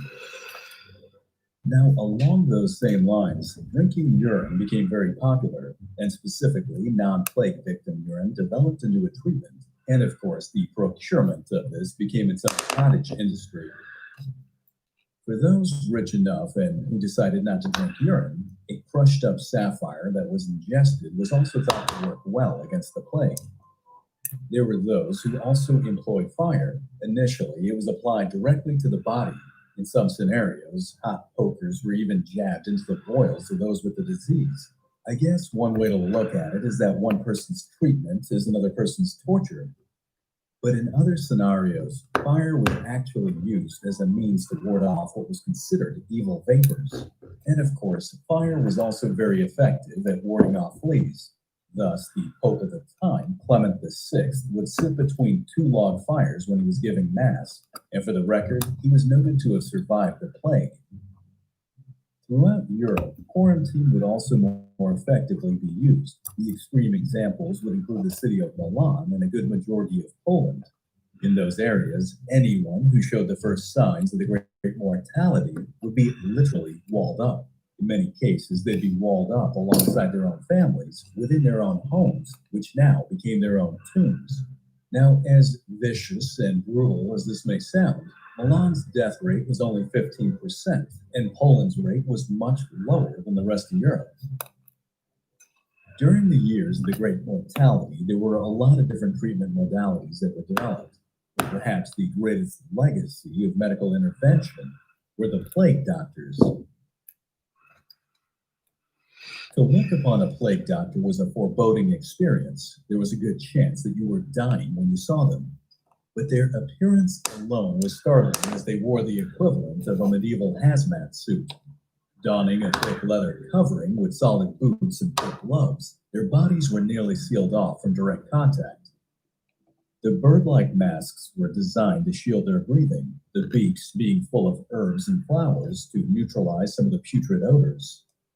The eyepieces were of glass, but would later be filled with crystal and then dyed red in color, giving one an almost sinister gaze. And some of these would also be offset so that the doctor could not look directly at his patient, as the idea that eye contact could lead to contracting the disease became a thing. In many cases, these nightmarish bird-to-human hybrids would be the last thing a person would see. And unfortunately, most plague doctors are remembered by history as being nothing more than icons of death. With that said, the people who took up this job put their lives on the line and began to study what they saw. The old ideas of treating patients and medicine in general came under increasing scrutiny, and new methods of treating wounds, pain, and fever, along with investigating the disease itself, were developed. Now, even if they couldn't cure the Black Death, in many cases, these plague doctors still managed to ease the suffering of those that they treated. Now, not all would put their faith in medicine or science. Many also turned to religion for solace, but some would take this to an extreme. A movement known as the Flagellants emerged in late 1348 and early 1349 as the Black Death ravaged Europe. These men and women, in groups as high as 500, would engage in pilgrimages across the continent. As penance for what they perceived as the sins of humanity and a displeased God, they would whip themselves as they went. The whips, by the way, were composed of 3 or 4 ropes, each with a piece of metal or hooks embedded at the ends. Many would march naked. Others were dressed in white robes and hoods, sometimes with a red cross printed on them. A contemporary witness, the Dominican friar Henrici de Hervodia, would comment that the movement was like a race without a head, and would describe one of the members as, quote, "He stripped himself naked and beat his body and arms and legs till blood poured off of them. Then, in an ecstasy of pain and joy, he fell to his knees. And in his cold monk's cell, naked and covered in blood and shivering in the frosty air, he prayed to God to wipe out his sins," end quote. Officially, from a religious perspective, they were rejected by Pope Clement VI as being heretical. For the purposes of the plague, however, they served as a vector, moving the disease along their pilgrimage route. People along the way would know that the flagellants had come. The road that they took, after all, would be splattered with blood and entrails, not to mention the bodies of those who had died in the attempt to find remission for their sins.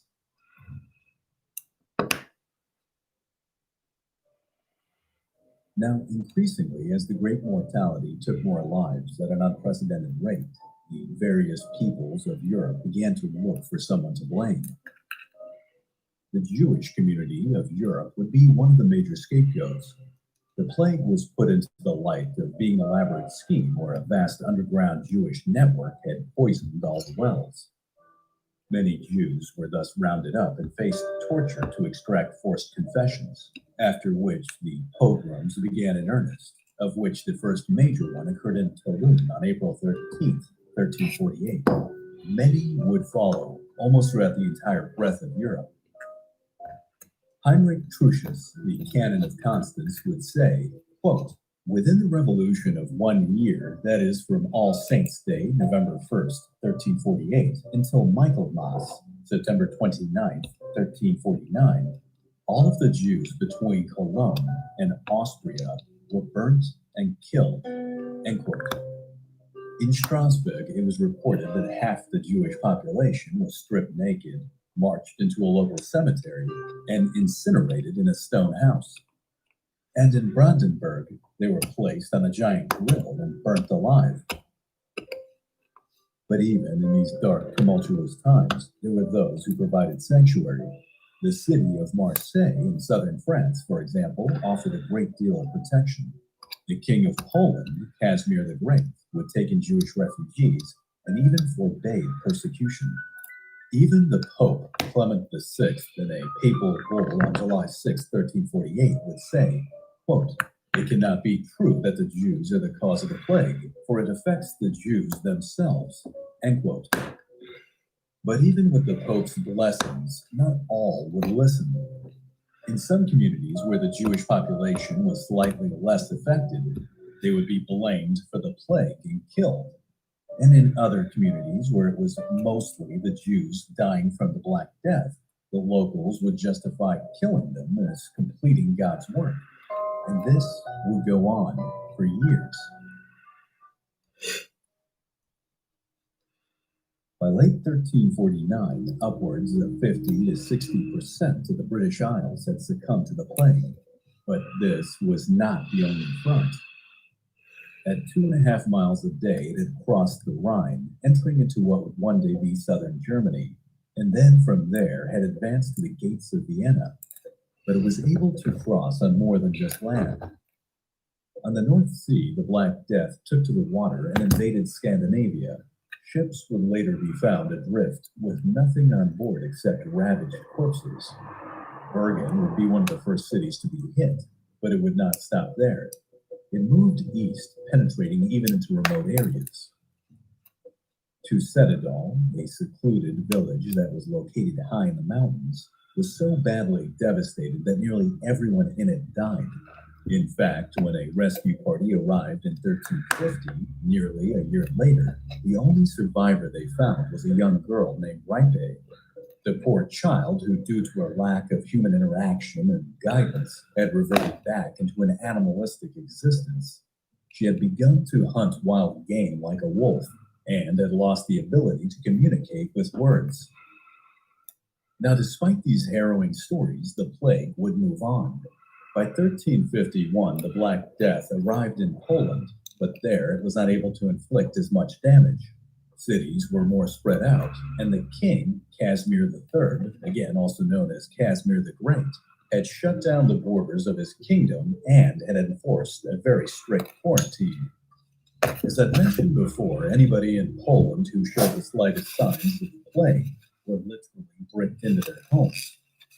And just as a side note, there is one theory that says that Poland had an abundance of cats, which would help to curb the rat population and thus saved a good chunk of humanity.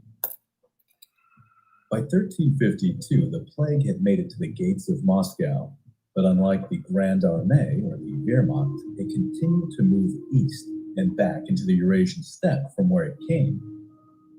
Now, make no mistake, Europe was left devastated in its wake. But by 1353, the Black Death was finally over.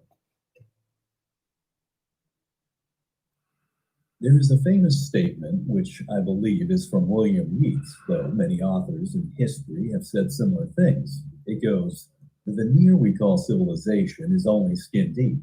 Though we like to think that humanity is secure, our more barbaric tendencies lie just below the surface. And thus this statement implies that it only takes a nudge from some other stressor to knock us down several notches, to blow us back into the Stone Age kind of thing." There may be a certain degree of truth to this, but as far as stressors go, the Black Death was perhaps one of humanity's greatest catastrophes. After all, it's estimated that a third of Europe did not survive the pestilence, and now historians feel that that number is woefully low. Worldwide, it's also thought that over 200 million people died. The fragile network of society in some places broke down or was destroyed entirely. And yet, civilization persisted, a new equilibrium was established, and some say Europe emerged in a better spot. With so many dead, the cost of labor skyrocketed and the cost of food plummeted. The landed gentry who ended up on the losing end of this one were now forced to pay higher wages. And peasants and serfs saw their standard of living increased. Indeed, some could even build up wealth to pass on to their children. Furthermore, somebody who was previously indentured to the land now had a better chance of leaving an unfavorable position and moving to a new location with the knowledge that they could be employed. With the need of labor in such high demand, even the position of women was elevated as some took on traditionally male roles. Some historians even go so far as to say that this was the beginning of the end of serfdom. This was going to be a time when old ideas and institutions that had previously wallowed in complacency were now put to the test. people began to take a very insightful re-examination of their own mortality. As such, art, literature, and music were all drastically affected by the plague, as can be seen with the emergence of the danse macabre genre. To this, many historians would also add that a new breed of doctors would begin to question their methods of treatment and out-of-date ideas. A now growing middle class would hunger for new concepts and books, and an ever-growing disappointment with religious institutions would hasten Europe into the Reformation. Make no mistake, humanity took a major hit, but it stood the test of time. John Kelly, in his book, The Great Mortality, summarizes this really well. Quote, after 2.5 centuries of rapid demographic growth, the balance between people and resources had become very tight. Nearly everywhere, the living standards were either falling or stagnating. Poverty, hunger, and malnutrition were widespread. Social mobility was rare. Technological innovation was stifled. And new ideas and modes of thinking were denounced as dangerous heresies. The Black Death in the era of recurrent disease helped to end the paralysis and allowed the continent to recapture its momentum. A smaller population meant a larger share of resources for the survivors, and is often a wiser use of resources.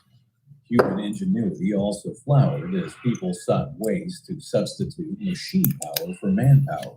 As a result, you had a more diversified economy, a more intensive use of capital, a more powerful technology, and standard of living. Plague in some broke the Malthusian deadlock, which otherwise would threaten to hold Europe in its traditional ways for an indefinite future. Horrific as a century of unremitting death had been, Europe was able to emerge from the charnel house of pestilence, renewed like the sun after the rain. End quote.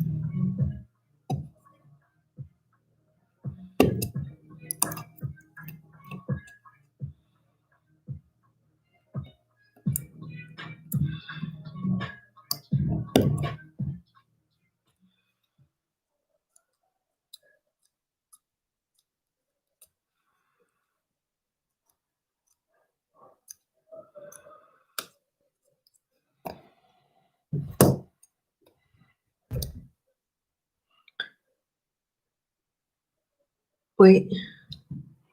6, 4, 2.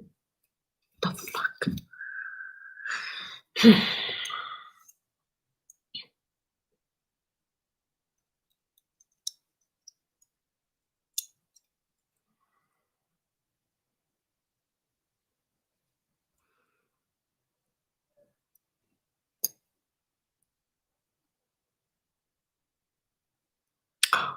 Shit.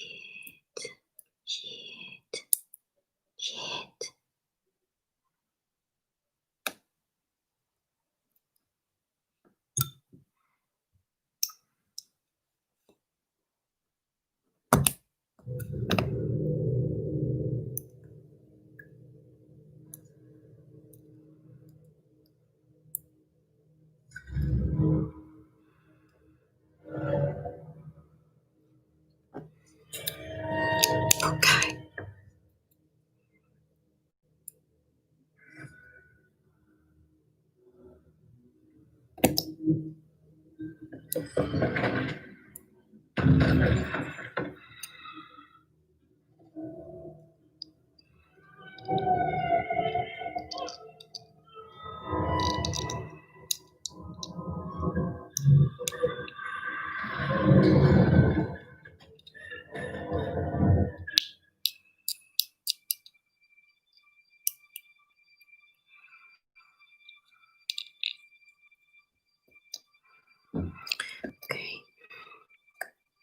In 1665, death stalked the streets of London.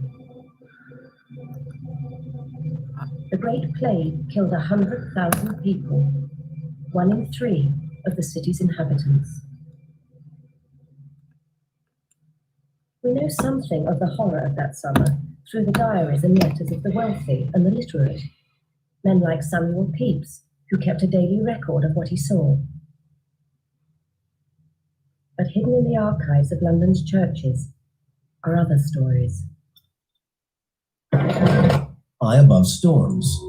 Soon, there are thousands of recorded sightings. Everybody was surprised by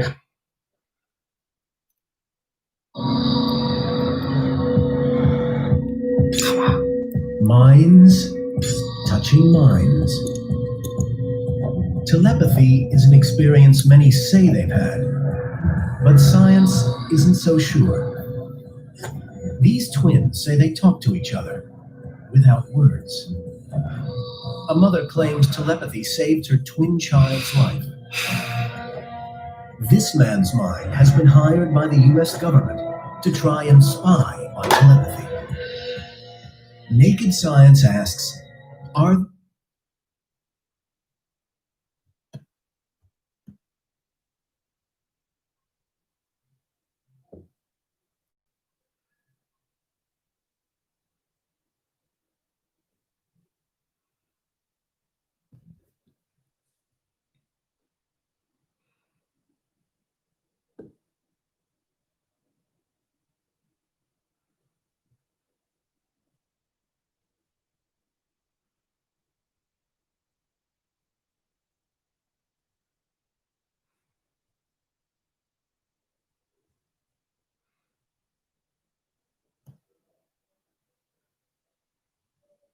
Byron Bay is living up to its holiday party town reputation, and the locals aren't happy about it.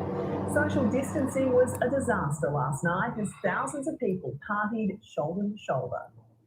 We were told to put the festivities on ice. The Byron Bay holiday makers couldn't resist a party.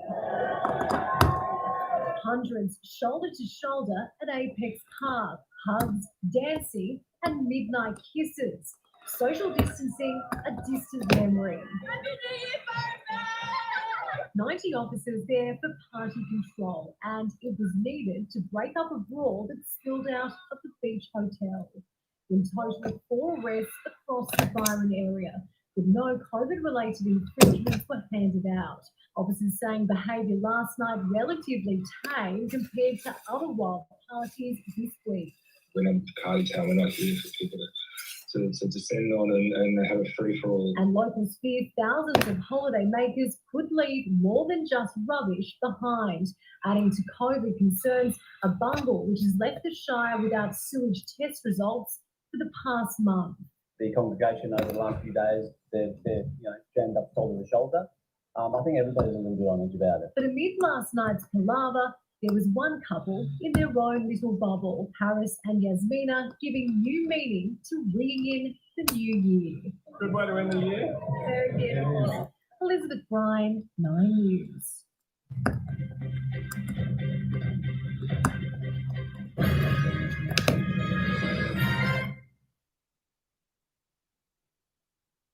It was an extraordinary night to cap off a year that's been anything but ordinary. A scaled-back fireworks display lighting up the all-but deserted harbour, the wet weather making it more comfortable for the masses to stay home. Sydney, signalling the turn of a new year the only way we know how.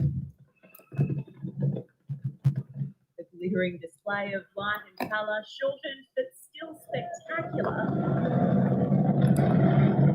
Watching from afar, you'd almost forget the emptiness on the ground as the threat of COVID closed the city and kept crowds out, save for a few thousand who had tickets to bars and restaurants. Finally, putting 2020 behind us brought an overwhelming sense of relief. And with revellers contained to beer gardens, gazing from balconies or pressed against windows, celebrations were so subdued even the police on the beat could enjoy the show. I felt like I had the whole place to yourself. An empty pub in the Rocks on New Year's Eve, unheard of, but these are extraordinary times. We're selling tickets at $395 a head because for the views and the Harbour Bridge, and we've had probably 300 cancellations. Those who did turn up turned on the party. COVID rules kept dancing contained to seats and diners distanced. Very safe here. A lot of room between people. It's not even close to capacity. The motive for pushing ahead with this display, even without a crowd, is largely symbolic. It asks Sydney to show the world we will soldier on. COVID compliance officers keeping a close eye on venues, police keeping a tight rein on loiterers. Crowd control always the focus for authorities this year for a very different reason. Thank you to the people of New South Wales for the way they saw in the new year. Across the water, police broke up picnics at North Sydney. But come the countdown, the view was too good to resist. The boardwalk at Luna Park packed, hugs all round at Woolwich. At Bondi, a small crew still going as the sun rose. The upside of a quiet night around the city, not much of a clean-up in the morning. On the northern beaches, they needed a bright spark, even the slightest freedom from lockdown worth dancing about. Gatherings at home, the choice in the southwest.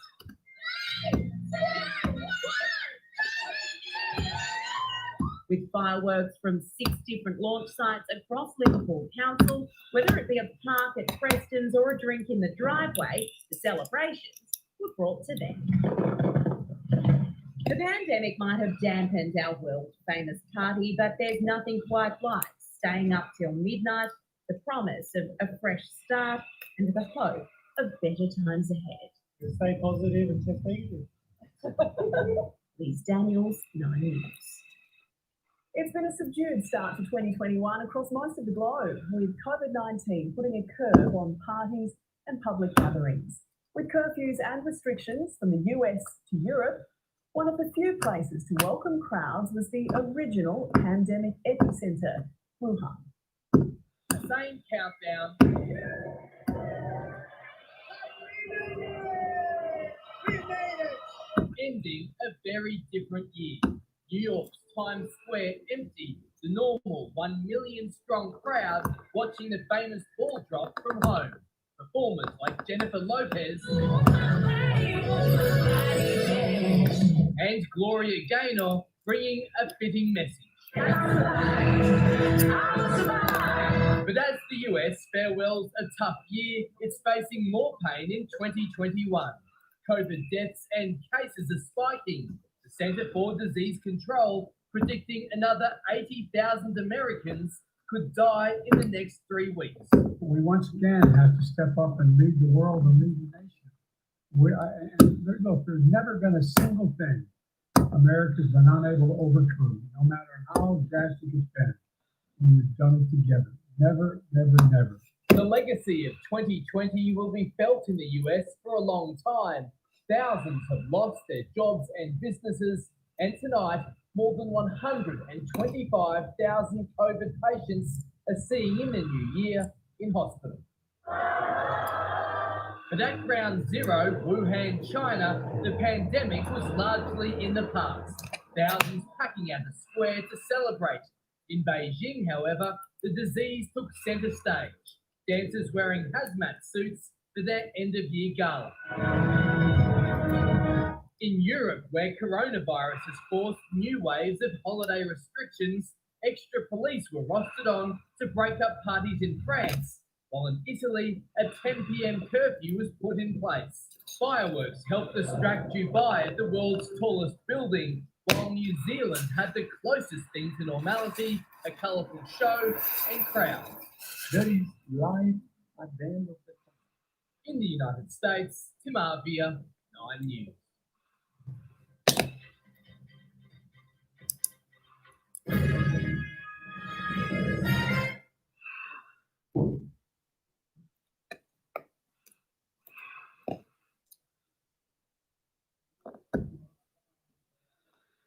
Travellers are tonight scrambling to beat the clock in a desperate race to return to Victoria before the border with New South Wales closes at midnight.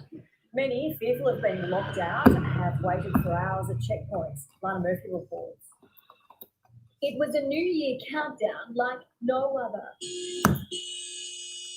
Instead of fireworks and celebrations, it was the sound of horns and frustration. Look at these cheeky bastards not listening to the road close sign. Thousands of cars were gridlocked for dozens of kilometres at every border crossing between Victoria and New South Wales, given hours' notice to return home before the clock struck 12 or face 2 weeks quarantine. At Port Macquarie. We come from Newcastle. We got a bit of a stress, mate, to get across the border, but we're just happy we're here and hopefully we can avoid having to quarantine.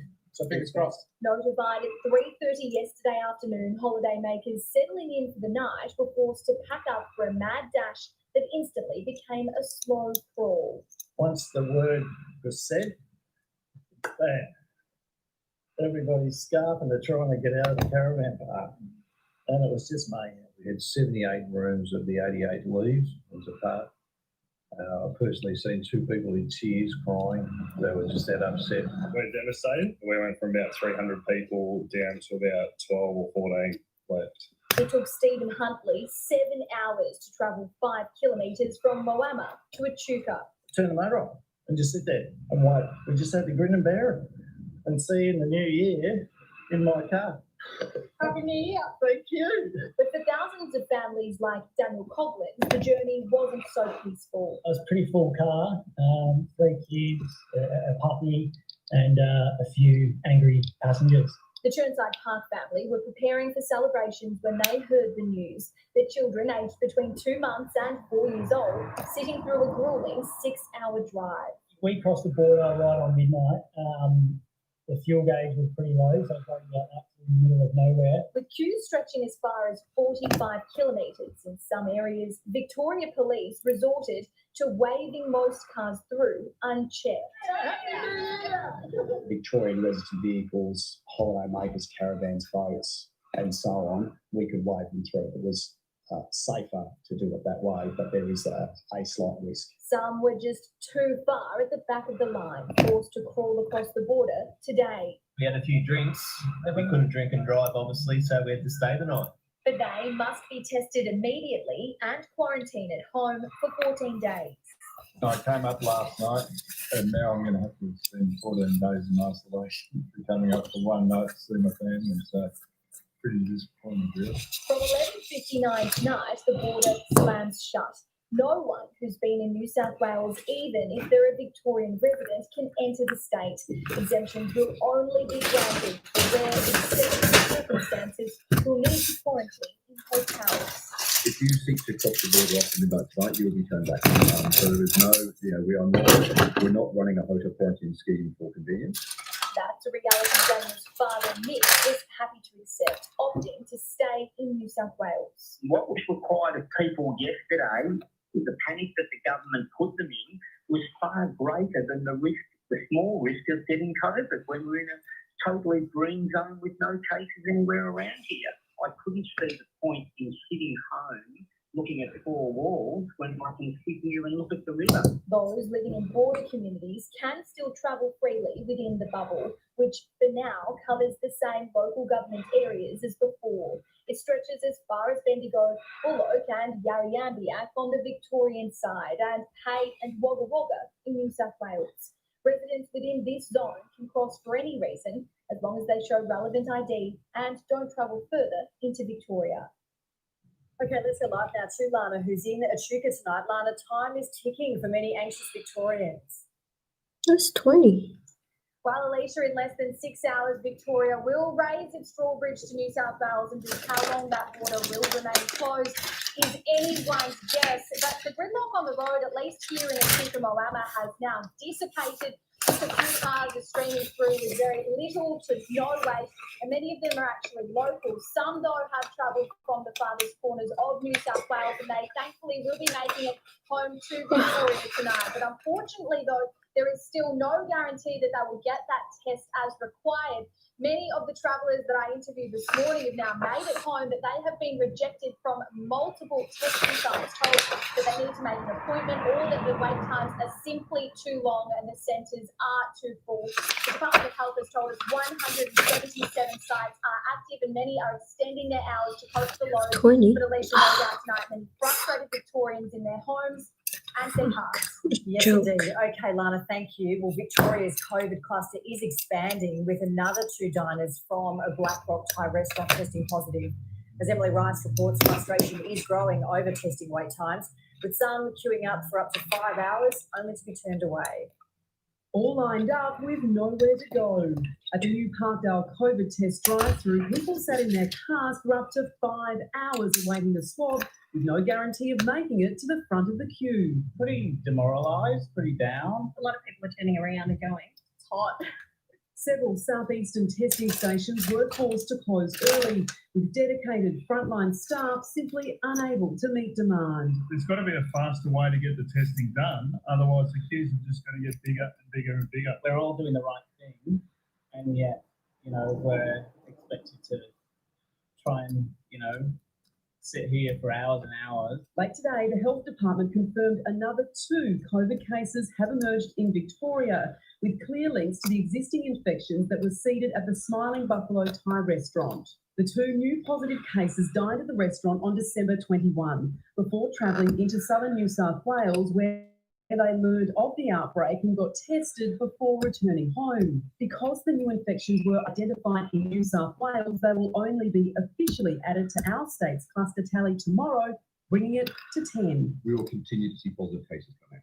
Of the dozens of potential exposure sites listed on the DHHS website, these are the locations of highest concern: Smile Buffalo Thai Restaurant, Black Rock, Royal Brighton Yacht Club, Holy Family Parish, Doveton, Woodlands Golf Club, Mordialloc, and Village Century City Cinema, Glen Waverley. Victoria's testing commander says authorities are yet to pin down who started the outbreak. Until we identify the absolute index case and its connections to every other case, of course we remain concerned. But the Health Minister is almost certain it's come from interstate. The New South Wales link is still our primary line of investigation for this outbreak. More than 170 close contacts and positive cases are in self-isolation. They are spread across several suburbs, including Mitchell, Mentone and Hallam, and beyond Melbourne into Leongatha in South Gippsland and down to Barwon Heads on the Surf Coast. This is not just a Bayside issue, this is a wider Victorian exposure risk. This afternoon, I spoke to the cafe owner who is self-quarantining at home.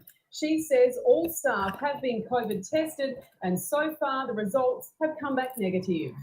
The small family business has been buoyed by messages of support from the Black Rock community and expressed gratitude via Facebook, saying, "We love you all and we won't let you down. We are absolutely determined to get through this." And that determination is also the prevailing mood among those in the testing queues.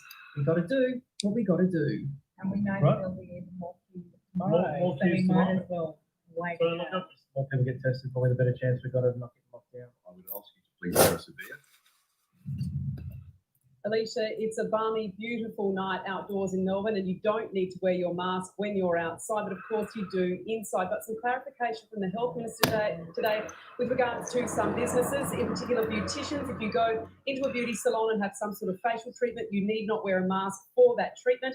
And also, if you go to the gym, of course, you need to wear your mask when you go into the gym, but once you start exercising strenuously, you can take it off. So it seems some common sense is applying to our reinstated mask mandate. Yes, absolutely. Okay, Em, thank you.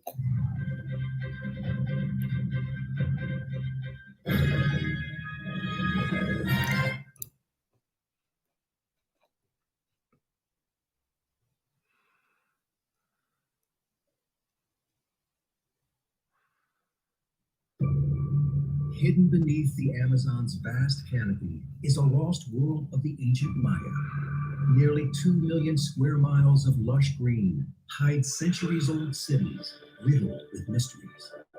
But today, lasers in the sky are helping to expose these secrets. It's kind of like having X-ray vision.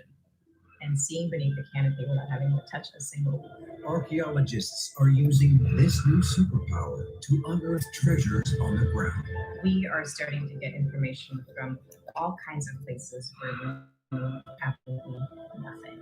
It's changing our understanding of the Maya and helping to create a treasure map of Maya's lost world.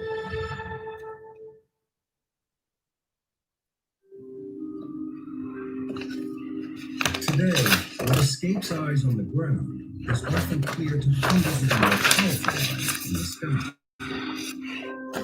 New technologies are being applied to archaeology, and it's gathering more information than ever thought possible.